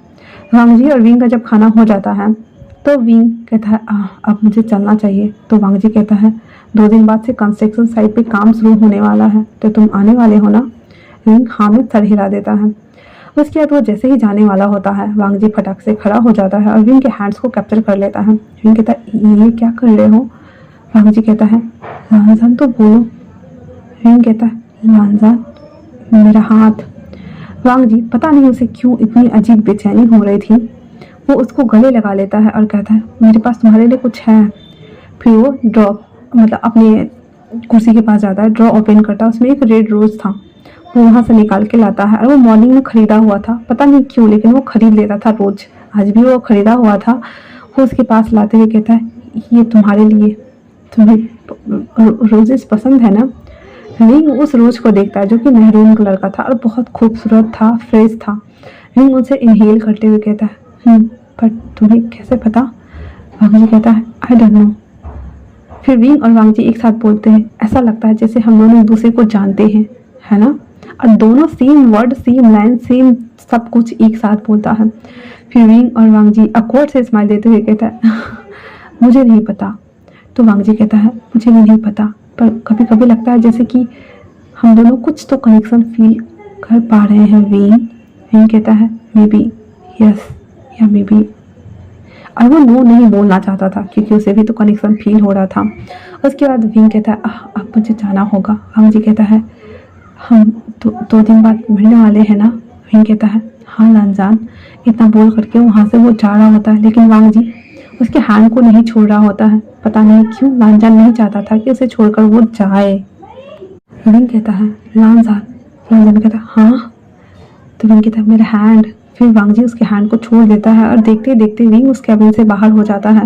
वांग जी को अजीब सा पेन हो रहा था और वो अपने चेस्ट पे हाथ रखते हुए कहता है, तुम जब भी जाते हो पता नहीं क्यों मुझे बहुत डर लगता है विंग, बहुत ज़्यादा। ऐसा लगता है जैसे कि तुम्हें मैं खो ना दूँ, दोबारा तुम्हें ना देखूँ। मैं क्या फील करता हूँ मुझे भी ना पता। इतना बोल करके वो वापस से अपनी जगह पे आके बैठ जाता है और अपने चेस्ट पे अभी भी हाथ रखा हुआ था खुद को नॉर्मल कराने के लिए। जब वो नॉर्मल हो जाता है तो वापस आके काम करना स्टार्ट कर देता है। 2 दिन तो जैसे तैसे करके विंग और वांग जी को बहुत भारी लग रहे थे, बट फिर भी कट जाते हैं। आज कंस्ट्रक्शन साइट पे काम स्टार्ट होने वाला था। वो दोनों आए हुए थे, वहाँ पे सभी चीज़ें अच्छी चल रही थी, काम स्टार्ट हो चुका था और वो लोग हर चीज़ का मुआयना कर रहे थे। वांग जी विंग के साथ ही खड़ा था और उसके साथ खड़ा होकर के सुपरवाइजर के साथ साथ जितने भी लोग वहाँ पे काम कर रहे थे, आर्किटेक्ट डिपार्टमेंट की टीम के साथ में वो लोग इंजीनियरिंग के टीम्स के साथ भी काम करने में लगे हुए थे, सिविल इंजीनियर के टीम्स के साथ में। और वो सभी लोग काम कर रहे थे परफेक्शनल के साथ में, वो सभी काम अच्छे से चल रहा था। विंग और वांगजी सुबह से लेकर शाम तक उसी साइट पर थे और देखते देखते शाम कब हो गई दोनों को ना पता चला। काम करते करते शाम के टाइम में विंग को जोरों को भूख लगी हुई थी, इसीलिए वो विंग वांगजी से कहता है हम कहीं खाने चले साथ में सोजू पीने। तो वांगजी हाँ में सर हिला देता है। फिर वो लोग एक जापानी रेस्टोरेंट में आते हैं, वहाँ पे वो लोग ऑर्डर करते हैं खाना। फिर वो दोनों बैठे हुए थे, विंग और वांगजी एक दूसरे को देखने में और खाना खाने में मसरूफ हो चुके थे और वो भूल गए थे कि उन्हें खाना भी खाना है। भाई धीरे धीरे करके खाते हुए वो लोग उसी पे डिस्कस कर रहे थे और विंग थोड़ा शाय फील कर रहा था। फिर उसके बाद खाना खा चुकने के बाद वो जैसे ही बाहर आते हैं तो विंग कहता है अब मैं चलता हूँ। इतना बोलकर वो वहाँ से जैसे ही रोड क्रॉस करने के लिए रोड पे पैर डालने ही वाला था, वांगजी को पता नहीं क्या होता है, वो भाग के जाता है। विंग को हैंड्स को खींचता हुआ उसे लेकर गिर जाता है। विंग उसके ऊपर था अभी और वो वांगजी को देख रहा था शॉकिंग के साथ में। फिर वो दोनों उठते हैं और अपने कपड़ों को झाड़ने के बाद विंग कहता है लांजान क्या कुछ हुआ है क्या तुम्हें? लांजान कहता है नहीं मुझे नहीं पता नहीं क्यों जब तुम रोड क्रॉस करने गए तो मुझे लगा जैसे कि तो विंग कहता है जैसे कि मैं मर गया। वांगजी कह देता है हाँ। विंग कहता है हाँ कभी कभी मुझे भी लगता है जैसे कि मेरा कार एक्सीडेंट हुआ हो और मैं रोड पे खून से लथपथ सना आंखें बंद कर रहा। और फिर अपने मन में कहता है और आखिरी शब्द मेरे लांजान होते हैं, ये मैं बहुत बार देख चुका हूँ, कुछ कुछ झलकियाँ मुझे याद आती हैं लांजान। और वो लांजान को देखते हुए बोल रहा होता है। लांजान उसे हक कर लेता और कहता है अगर तुम्हें कुछ हो जाता तो मैं क्या करता हूँ? विंग कहता है मैं ठीक हूँ लांजान, हमें घर चलना चाहिए। फिर विंग को आराम से उस साइड जा करके कार में बिठाता है फिर वो खुद बैठता है और वांगजी खुद उसे घर तक ड्रॉप करने आता है। ड्रॉप करने के बाद जब वो अंदर चला जाता है तो वांगजी वहाँ से उसे देख करके वापस घर आ जाता है। ऐसे करते हुए ना लगभग 6 महीने बीत गए थे और वांगजी और विंग के बीच में दूरियां जो थी वो नज़दीकियां में बदल गई थी। उन लोगों ने अभी तक 2 बार ही किस किया था, हालांकि वो दोनों साथ रहते थे, साथ काम करते थे और दोनों के दिल में ना डेवलप हुई थी फीलिंग। यहाँ जियांगजिंग और जो सीजन थे उनके दिल में भी फीलिंग्स डेवलप हो चुकी थी। इसी वजह से उन लोगों को प्रॉब्लम नहीं हो रही थी, चारों कभी इकट्ठे होकर के पार्टी करना या फिर खाना खाने जाना, कंस्ट्रक्शन साइट पे मिलना, ये सभी थिंग्स वो लोग कर रहे होते हैं और एक साथ ये सभी चीज़ों को वो एंजॉय कर रहे होते हैं। इसी तरह से आज फर्स्ट फ्लोर पूरा कंप्लीट मतलब ऐसे बनते हैं ना, पहले बिल्डिंग बाय बिल्डिंग खड़ा कर दिया जाता है एंड देन उसके बाद ईंटें जोड़ी जाती हैं। तो नीचे का फ्लोर कंप्लीट हो चुका था और ऊपर के फ्लोर पे काम चल रहा होता है और ये लोग इतनी तेज़ी से काम कर रहे होते हैं ना कि पूरा तैयार हो चुका था ढांचा, अब उस पर बस ओनली फॉर अंदर से और बाहर से काम चल रहा होता है। तो विंग और वांगजी साथ में जियांगचेंग और सीचन भी आए हुए थे साइट विजिट करने के लिए। विंग एलिवेटर से होकर के जो कि बाहर बना रहता है ना खुला वाला, उस पर चढ़ करके ऊपर जाता है और ऊपर का मुआयना कर रहा होता है। वो सब कुछ देख रहा होता है, मतलब जैसे चीज़ उधर एलिवेटर लेके जा रहा था उधर उधर जा करके वो मुआयना कर रहा होता है। वांगजी भी नीचे एचआर टीम के डिपार्टमेंट एचआर बोल रही सुपरवाइजर से बात कर रहा होता है और सीचन और जियांगचेंग दोनों एक साथ खड़ा होकर के उन सभी चीज़ों को देख रहे होते हैं। और सीचन जो कि बहुत ज़्यादा खुश हो रहा था, साथ में जियांगचेंग भी, क्योंकि उन दोनों ने हाथ पकड़े हुए थे और वो देख रहे होते। तभी वांगजी की अचानक से नज़र जाती है कि एलिवेटर का नीचे वाला रस्सी ना धीरे धीरे करके ना खुल रहा है, टूट रहा है, क्योंकि वो तो रस्सी पे रहते हैं ना। और उस एलिवेटर में विंग था हमारा और उसके साथ एक और जो काम करने वाला कारीगर था, वो था जो उनको सब चीज़ बता रहा होता है। वांगजी वो जब देखता है तो उसकी तरफ भागते हुए दौड़ना स्टार्ट कर देता है। वांगजी को इस तरह दौड़ता हुआ देखकर जियांगचेंग और सीचन को समझ नहीं आता। वो आवाज़ लगाते हुए कहता है वांगजी क्या हुआ? वांगजी कुछ भी नहीं बोलता है और उसे भागता है।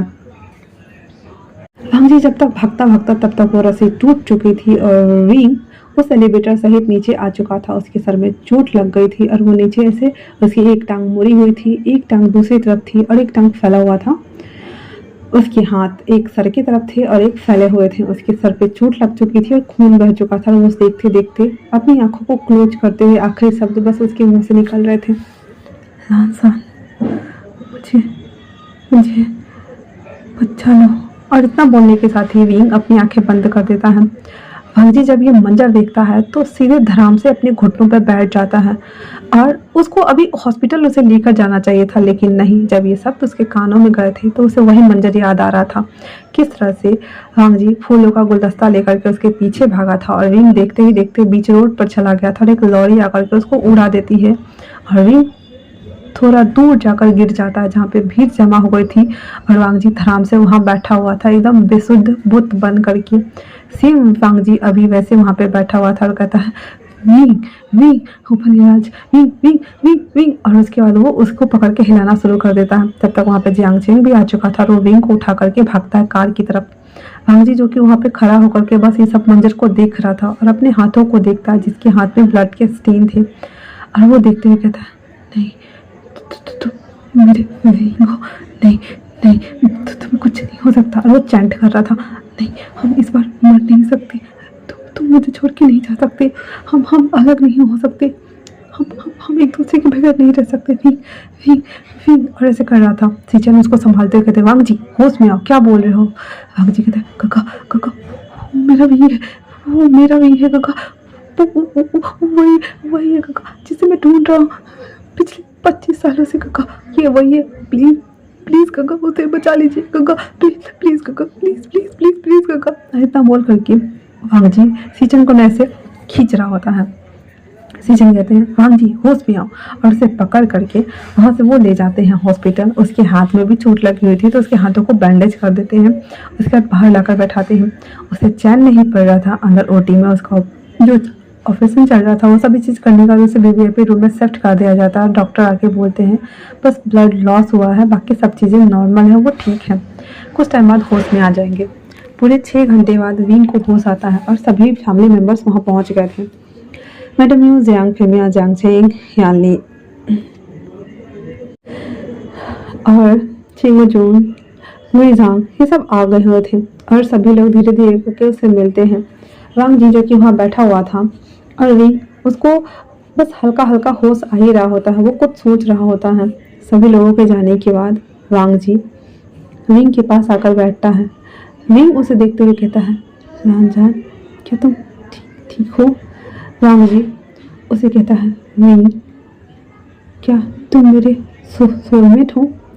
विंग कहता है मुझे कभी कभी लगता है लांजान।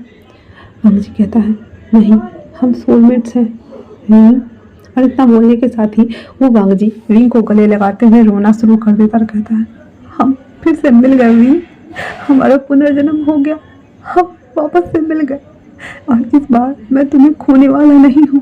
सुना तुमने, तुम मुझे छोड़कर कहीं नहीं जा सकते, तुम्हारे जान जिस्म रूह अंतरात्मा सिर्फ और सिर्फ मेरी है। हम दोबारा से आ गए, हम फिर से मिल गए वीर, हम फिर से मिल गए, हम फिर से मिल गए। और उसको पकड़ के वो रो रहा होता है। विंग कहता है क्या क्या बोल रहे हो वहाँ जी। तो लांजान कहता है लांजान मणिपुर लांजान बोलो मुझे, मणिपुर लांजान बोलो, तुम्हें पता है मैं कितना तड़पा हूँ तुम्हारे लिए। वो 1 साल मेरे लिए सजा थी, सजा। तुम्हारे जाने के बाद मैं खुद को कैसे समझाता रहा, कैसे मनाता रहा, सिर्फ मैं जानता हूँ। एक बेजान लाश बन गया था मैं वीर, जहाँ तुम्हारी बस कुछ धुंधली यादें थी। उन धुंधली यादों के सहारे मैं जी ना सका और मैंने अपनी जान दे दी, मैंने अपनी जान ले ली वीर। सिर्फ और सिर्फ तुम्हारे लिए मैंने जहर खा के जान दे दी वीर, सिर्फ और सिर्फ तुम्हारे लिए, सिर्फ और सिर्फ तुम्हारे लिए। वीर कहता है क्या क्या बोल रहे हो। हाँ तो लांजन उसके लिप्स को कैप्चर करके उसे किस करना शुरू कर देता है और उसके बगल में वो लेट जाता है, उसको होल्ड करके और उसके नेक में अपनी गर्दन को डालते हुए, मतलब अपनी मुंडी को डालते हुए उसे कहता है तुम्हें पता है जब तुम्हारा एक्सीडेंट हुआ था लॉरी के साथ में। वांग जी उसे बता रहा था और विंग अपनी आंखें बंद करके सुन रहा था और वो सभी चीज़ों को इमेजिन कर रहा था, उसे याद आ रहा था। वो कहता है जब हमारा एक्सीडेंट हुआ था मैं भूत बन के वहाँ बैठा हुआ था, मुझे यकीन नहीं हो रहा था, मुझे हॉस्पिटल में शिफ्ट करा दिया गया था और मुझे 3 दिन बाद होश आया था। जब मुझे पता चला तुम इस दुनिया को छोड़ के जा चुके हो, मेरे जीने का रहने का सब चीज़ का अस्तित्व खत्म, सब कुछ खत्म हो गया था, सब कुछ। मैंने अपने आप को मार डाला विंग, मैंने मार डाला, मैंने मार डाला, मैंने खुद को मार डाला। और वांग जी ने रोते रोते सारी बात विंग को बता रहा होता है।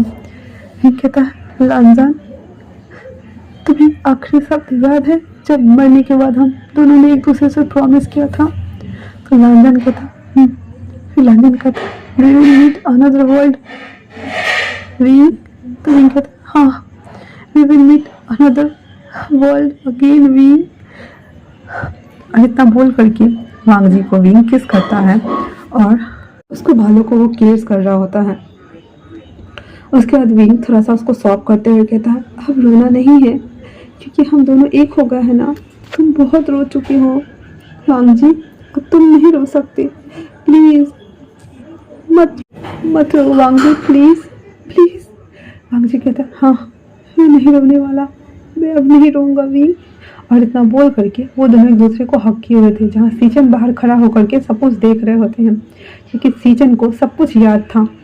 और वो उसे देखते हुए इसके चेहरे पे स्माइल आ जाती है और कहती है, फाइनली मेरे भाई का प्यार मुझे मिल गया, मेरे भाई का प्यार उसे मिल गया फाइनली। और वो रोते हुए जैसे ही आंसू को वाइप करता हुआ मुड़ता है, जहाँ पे सारे फैमिली मेम्बर उसे अजीब निगाहों के साथ घूर रहे होते हैं। मानो पूछना चाह रहे हो कि क्या चल रहा है अंदर। सीजन कहता है, मैं आप लोगों को एक स्टोरी सुनाता हूँ। आज से ठीक 50 साल पहले एक ऐसा दुनिया जो कि कंजर्वेटिव फैमिली और रूढ़िवादी विचार के लोग रहते थे, जहाँ पे दो लड़कों और लड़कियों को एक दूसरे से प्यार करना बहुत बड़ा अपराध माना जाता है। उन्हें अपराध बोध के तौर पे देखा जाता था, उसे जातिवाद से अलग किया जाता था। उस जमाने में दो लड़का रहा करता था, वांग जी और विंग। उसके साथ एक और वांग जी का एक बड़ा भाई था सीचन, उसके एक अंकल थे किरण, और वो लोग एक घर में रहते थे। जब एक दिन उसके अंकल को पता चला कि उसका छोटा नेफ्यू लड़कों को लाइक करता है और वो गे है, तो उसे वो रोज प्रताड़ित करने लगे और मारने पीटने लगे। उस लड़के का एक ही दोस्त था, री वूसियान, जो कि बहुत ज़्यादा शरारती और बचकानी हरकतें करने वाला था। उन दोनों के बीच दोस्ती हुई और वो उसे देखकर अपनी सारे गमों को भूल जाया करता था। एक दिन उसके पड़ोस में एक बच्चा रहने आया जो कि कोरिया से आया हुआ था। जब उस बच्चे को पता चला कि वांग जी गे है, तो उस बच्चे ने उस लड़के को बहुत परेशान करना शुरू किया। एक दिन उसे हैरेस कर रहा था। इस चक्कर में वांग जी और उसमें झड़प हुई और वो बच्चा बालकनी से अचानक से गिर गया, जो कि वो झगड़े कर रहे थे और पता ना चला। उसका पैर स्लिप किया, वो गिर गया। वो जो उसका बड़ा भाई था सीजे, वो उसे लेकर जब तक हॉस्पिटल आया उस बच्चे की जान जा चुकी थी। वो बच्चा दम तोड़ चुका था।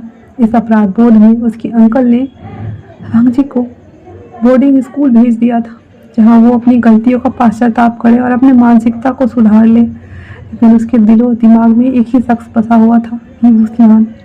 जब वो लौटा तो उसके अंकल ने उसे अब्रोड बोला जाने के लिए स्टडी करने, वो भी बिजनेस स्टडी, ताकि वो अपनी कंपनी को धीरे धीरे करके बढ़ा सके और पूरे चाइना में और वर्ल्ड वाइड फैला सके। लेकिन उसके दिमाग में बसने वाला बी वूसियान उससे दूर न जा सका। उसने उसी कॉलेज में एडमिशन लिया और पहले ही दिन थप्पड़ खाने के बाद उन दोनों के बीच में तनातनी और आपसी मनमुटाव शुरू हुआ। वो गुस्सा, वो नफरत कब उन दोनों के दिलों में प्यार कर गया, घर कर गया, उन दोनों में से किसी को पता न चला। एक दिन थक हार करके वी वूसियान अपनी जान दे देता है और उसके जाने के बाद वांग जी, जो कि पागल हो गया था, सभी में चला गया था। और वो ना चाहते हुए भी 1 साल बाद ठीक उसी दिन जिस दिन वी वूसियान मरा था, वो उसकी कब्र पे गया। जो उसे पसंद था, रोज और लिली के फ्लावर्स लेके गया, अपने पॉकेट में एक पॉइजन भी लेके गया, अपने प्यार का कन्फेशन किया। वो जहर खाकर वहीं पे वो मर गया।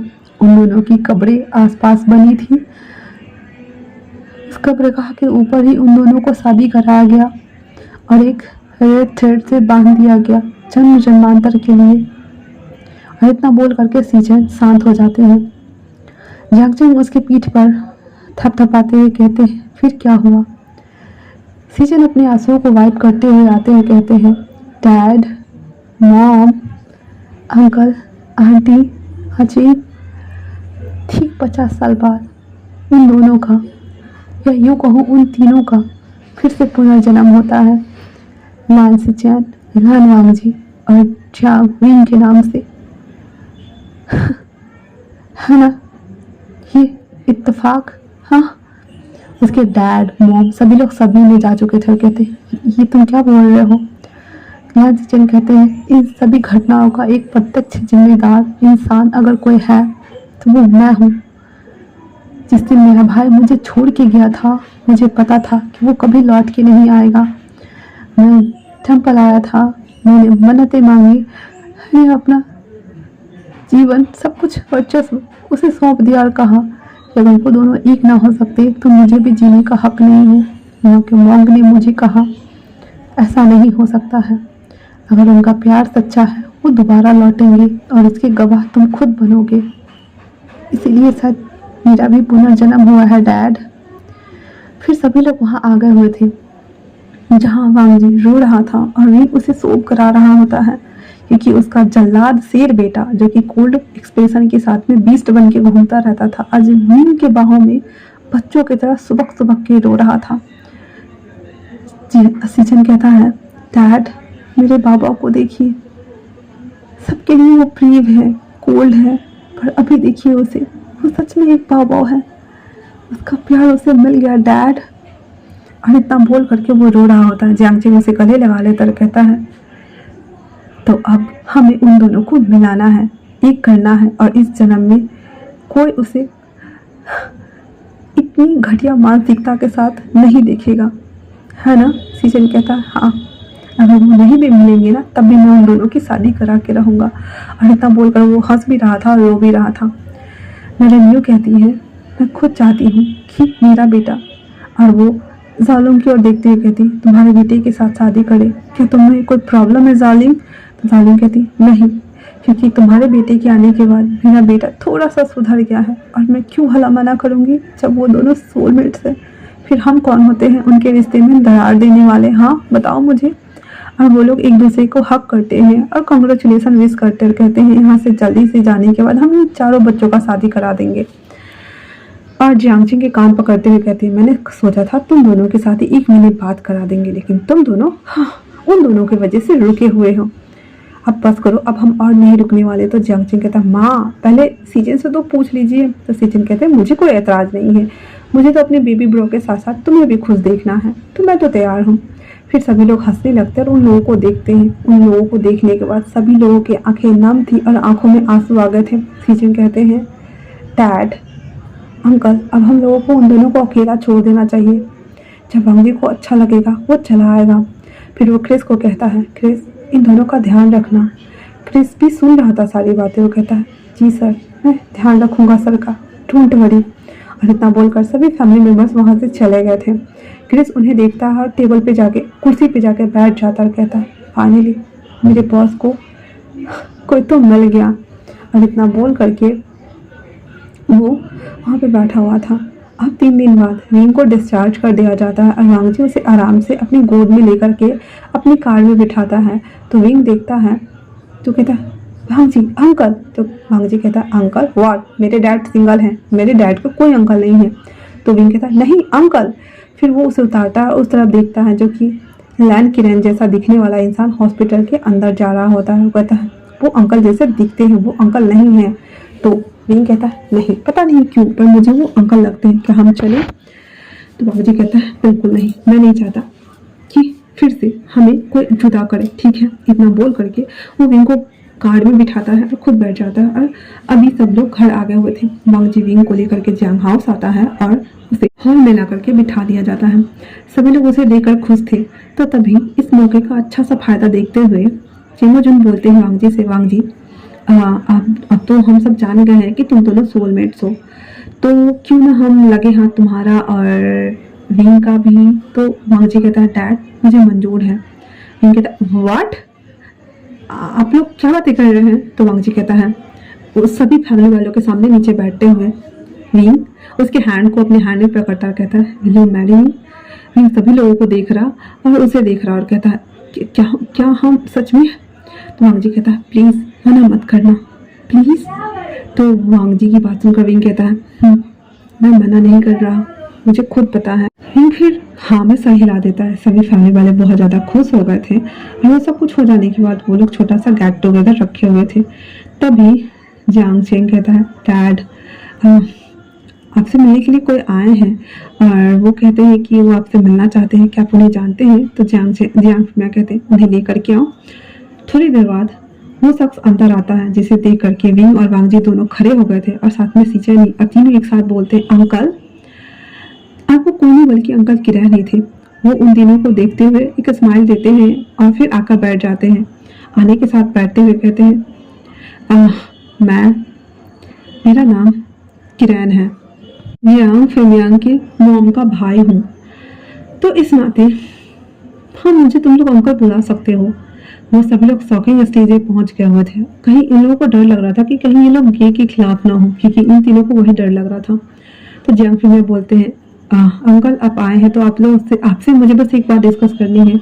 हम चाहते हैं कि हम अपने बच्चों की शादी कर रहे हैं और आपको बता दें कि दोनों लड़के ही हैं। और फिर वो बोलते हैं कि हम विंग की शादी लान वांगजी से करा रहे हैं और जियांगजिंग की शादी सीचेन से करा रहे हैं।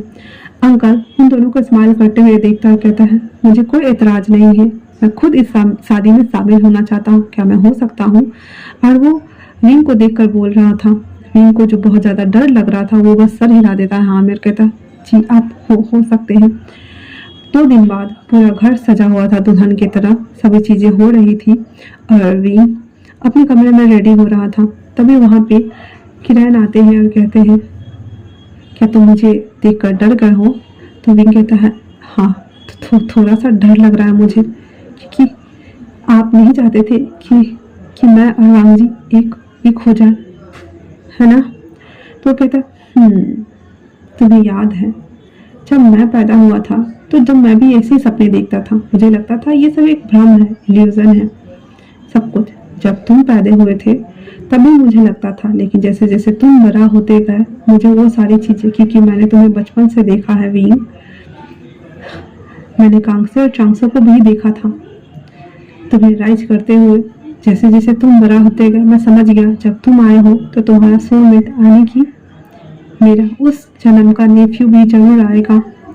और जब उस दिन मैं तुम्हें हॉस्पिटल में देखा तो मैं तुमसे मिलने आना चाहता था, लेकिन वहाँ पे वांगजी था, इसी वजह से मेरी हिम्मत काम नहीं कर रही थी और मैं वहाँ से लौट गया। आज मैं खुद यहाँ आकर के अपनी किए हुए गलती को माफ़ी मांगता हूँ, क्योंकि मेरे कहने के कारण ही तुमने अपनी जान दे दी। विंग उस दिन को याद करता है जिस दिन प्रॉम नाइट था।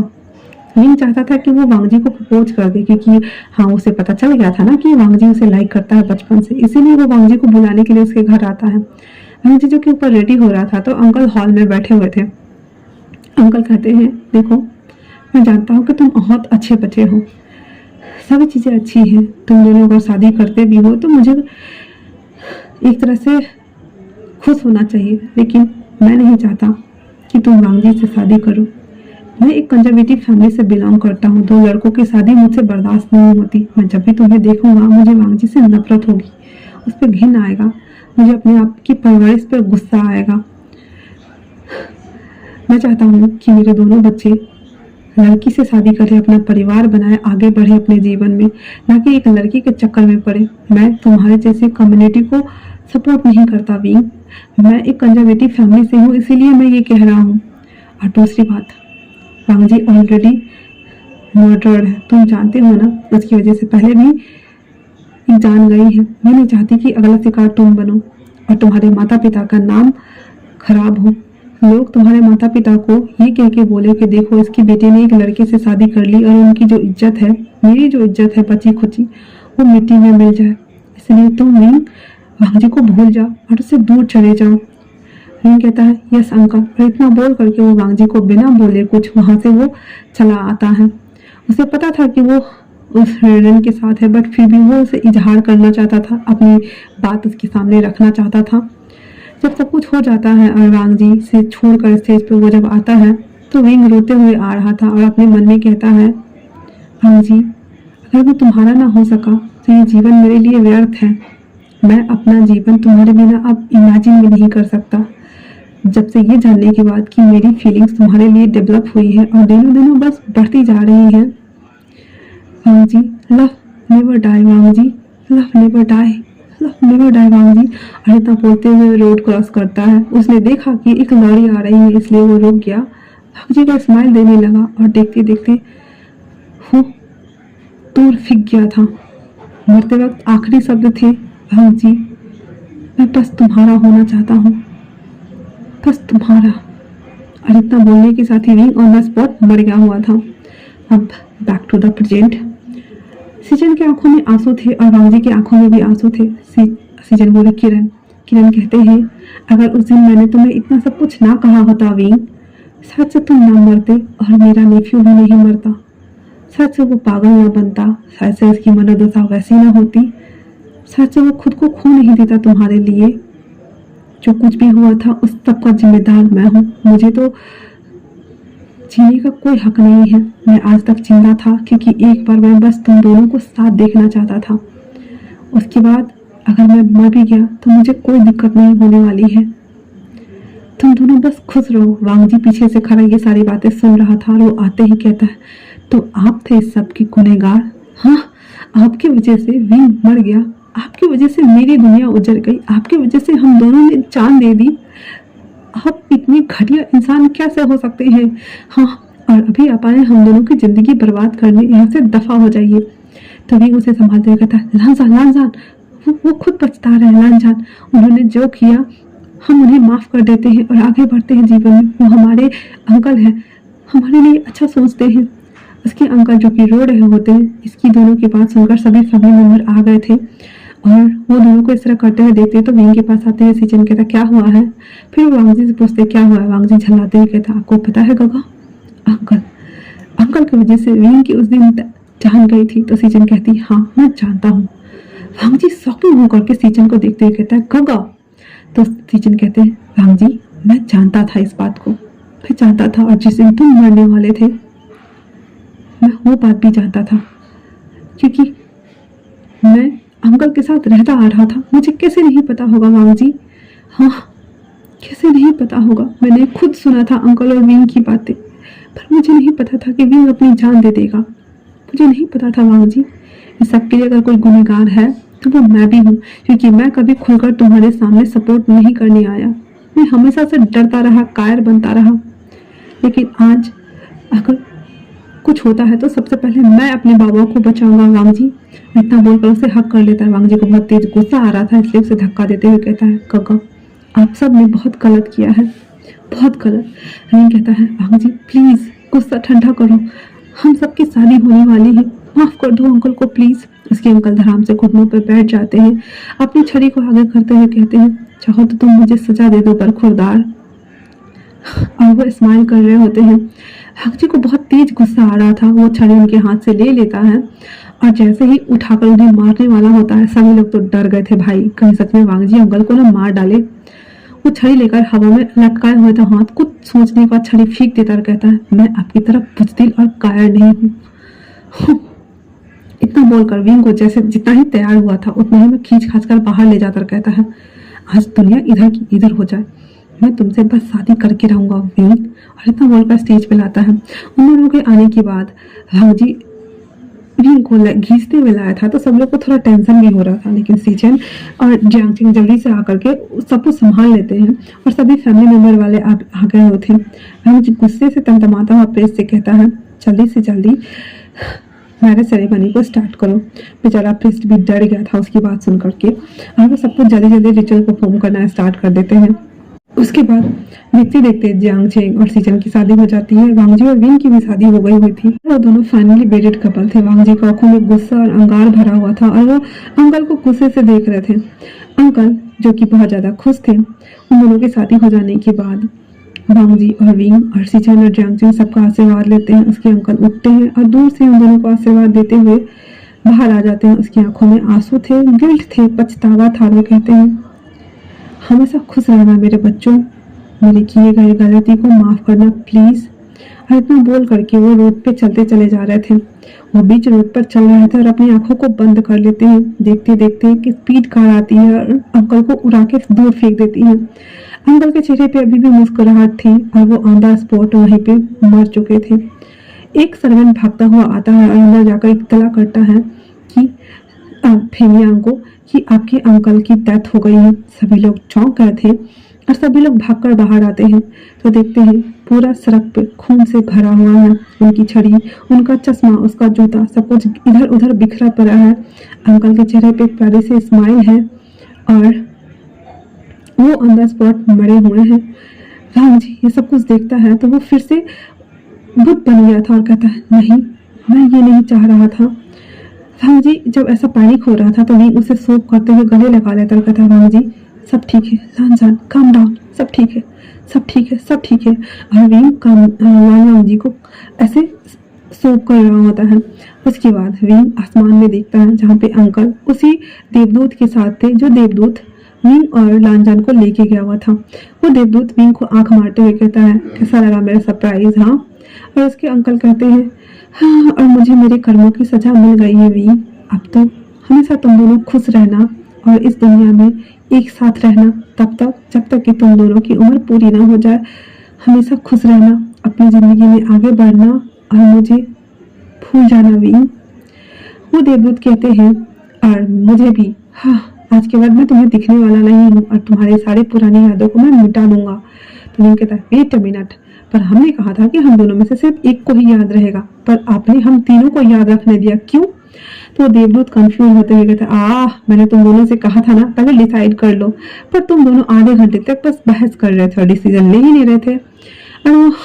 मुझे ना चाहते हुए भी तथास्तु कहना पड़ा था, इसलिए तुम दोनों को याद था। वीन कहता ये तो चालाकी हुई और वो मन में बात कर रहा था उससे। तो देवदूत कहता तुम्हारे लिए तो बेनिफिशियल हुआ ना, उसे भी याद था और तुम्हें भी बहुत जल्दी मिल गए, वरना थोड़ा और मशक्कत करना पड़ता है। तो वीन गुराते हुए कहता व्हाट डू यू मीन कि मशक्कत करना पड़ता, अभी भी करना पड़ा हमें, देखो इसकी हालत। तो वो देवदूत कहता है हाँ तुम्हारा पार्टनर है, तुम संभालो, मैं ये तुम्हारे इस बुढ़े अंकल को लेके जा रहा हूँ। इतना बोल कर दोबारा से विंक करता है, उसको अंकल को लेके चला जाता है। उसके अंकल जाते जाते आशीर्वाद देते हैं और वहां से गायब हो गए थे। विंग और वांग जी अंदर आते हैं। उसके डैड जांग फिंगया और वांग जी के डैड, वो सभी उस डेड बॉडी को उठाकर जो प्रोसीजर होता है डेथ के बाद का वो सभी फॉलो करने लगते हैं। इधर उनकी मॉम जांग जेंग और सीजन को एक होटल जो लोग के लिए वेडिंग प्रिपेयर किया हुआ था वहां भेज देते हैं और विंग और वांग जी को भी भेज दिया जाता है ताकि वो लोग अपनी नई जीवन की शुरुआत करें इन सबसे दूर। और वो लोग कहते हैं कि हम इसे संभाल लेंगे, तुम लोग जाओ और अपनी जर्नी को स्टार्ट करो। इतना बोल करके वो उन दोनों को कार में बिठा करके विदा कर देती है। उन लोगों के जाने के बाद देश का पूरा सेरेमनी किया जाता है, जो कुछ भी होना था वो सब कुछ करने में वो लोग लग चुके थे। इधर वांग जी और विंग एक होटल रूम में आते हैं जो कि एक स्वीट्स रूम था। वांग जी पर्दे को हटाते हुए बाहर देख रहा था। विंग उसे पीछे से हक करते हुए कहता है क्या तुम उदास हो? वांग जी कहता है थोड़ा सा, क्या मुझे नहीं होना चाहिए? विंग कहता है नहीं, वो बस हमारे लिए जिंदा थे, तुम्हें दुखी होने की जरूरत नहीं है। वो अपने किए कर्मों को लेकर के खुद ही भुगतान कर चुके हैं। लांजान, तो क्या अब हम आगे बढ़े अपने जीवन में? क्या तुम मुझे अपना नहीं बनाना चाहते? वांग जी कहता है मैं तो तुम्हें हर जन्म में अपना बनाना चाहता हूँ विंग। और इतना बोल करके वो विंग के लिप्स को कैप्चर करता है, उसके साथ ही उसके गोद में उठा लेता है, बेड पे लाके रखते हुए कहता है आज मैं फाइनली तुम्हें अपना बना लूंगा विंग। इतना बोल करके वो उसे किस करना स्टार्ट करता है, उसके कपड़ों को और खुद के कपड़ों को भी वो खोलना स्टार्ट करता है। वो जब सब कुछ खोल चुका था तो वो दोनों अंडर पैंट्स में थे। तो विंग उसे रोकते हुए कहता है स्टॉप। तो वांग जी कहता है क्या हुआ, क्या तुम्हें डर लग रहा है विंग? तो लांजान कहता है क्या तुम कॉन्डम लाए हो? लांजान कहता है हाँ, इस टाइम पर कौन पूछता है ये भला? विंग कहता है अगर मैं प्रेग्नेंट हो गया तो? लांजान कहता है तुम पागल हो, तुम भूल गए हो तुम लड़का हो। विंग कहता ओ यार सच में मैं तो भूल ही गया था कि मैं लड़का हूँ और मैं बर्थ नहीं दे सकता। फिर कंटिन्यू करो, रुके क्यों हो? तो वांग जी कहता है हाँ मुझे भी डरा दिया था। फिर वांग जी विंग की बॉडी को स्क्यूज करना, उसे हैडस करना शुरू कर चुका था। सब कुछ करने के बाद विंग जो कि ओवर एक्साइटेड हो गया था वो सीधे कहता वांग जी स्टॉप। वांग जी कहता अब क्या हुआ? तो विंग कहता अब मैं और होल्ड नहीं कर सकता, प्लीज मेरे अंदर इन करो और मुझे फक करो ना। तो विंग की ऐसी बात सुनने के बाद वांग जी कहता क्या सच में तुम्हें पेन होगा? तो विंग कहता नहीं थोड़ा सा होगा, पर मैं ट्राई करना चाहता हूँ प्लीज। फिर इतना बोल करके विंग अपने पैरों को खुद ही स्ट्रेच करता है और वांग जी उसके अंदर धीरे धीरे करके इन करता है। इन करने के साथ ही विंग के लिप्स को कैप्चर करता है, उसके पैर को अपनी कमर के राउंड रैप करता है एंड देन उसे धीरे धीरे पहले तो स्ट्रोक करता है, फिर थर्स्टिंग देना शुरू करता है। रिंग जिसको दर्द हो रहा था उसने बेड से ग्रैब किया हुआ था और कहता है लांजान जेंटल, लांजान थोड़ा आराम से, लांजान प्लीज मुझे पेन हो रहा है, लांजान ऐसे क्यों कर रहे हो। और वो शिकायत कर रहा था और लाल वांगजी उसे देख रहा था और हंस रहा था, कहता तुमने खुद ही तो कहा था, अब भुगतो। उसके बाद उन दोनों के hot and hot activity start होती है। लांजान धीरे धीरे करके अपनी थर्स्टिंग स्पीड को बढ़ाते जा रहा था और रिंग को अब पेन की जगह पे प्लेजर फील हो रहा था। पूरे रूम में फकिंग साउंड्स गूंज रहे थे और रिंग के मॉर्निंग साउंड्स।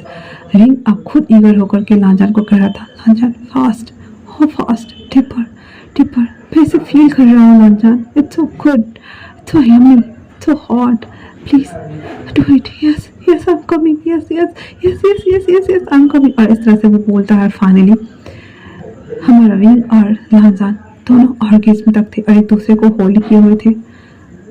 हाँ जी उसे अपनी बाहों में होल्ड किए हुए कहता है, फाइनली आज हम एक हो गए। रिंग वहीं दूसरी तरफ सीचेन और जियांगजिंग भी दोनों एक दूसरे को प्यार करने के बाद एक साथ थे। सीचेन जिसकी आंखों में आंसू था तो जियांगजिंग कहता है तुम रो क्यों रहे हो। तो जियांगजिंग कहता है क्योंकि फाइनली आज मेरा भाई एक हो गया, उसका प्यार मिल गया जियांगजिंग, मैं बहुत खुशनसीब हूँ, साथ में मुझे तुम मिल गए। जियांगजिंग कहता है ये अच्छा है कि वो दोनों इस दुनिया में मिल गए, है ना। उसके मुंह से ये वर्ड सुन करके सीजन को आश्चर्य भी हो रहा था और अच्छा भी लग रहा था। कहता है तुम सच में मेरे लिए लकी चार्म हो जियांगजिंग। तो जियांगजिंग कहता है तो एक राउंड और करें हम। तो जियांगजिंग की बात सुनकर सीजन उसके ऊपर टूट पड़ता है, उसके लिप्स को कैप्चर करते हुए, जो कि उसके अंदर अभी भी इन की हुई था, उसे धीरे धीरे करके थ्रस्टिंग देना शुरू करता है। जियांगजिंग कहता है बी जेंटल माय हस्बैंड। तो सीजन कहते हैं नो, मैं तो जेंटल नहीं होने वाला, बल्कि मैं तो तुम्हें पनिश करने वाला हूँ। उसके बाद उसके हाथों को पिन करता है, उसके पैरों को अपने शोल्डर पे रखता है एंड देन उसे थ्रस्टिंग देना स्टार्ट करता है।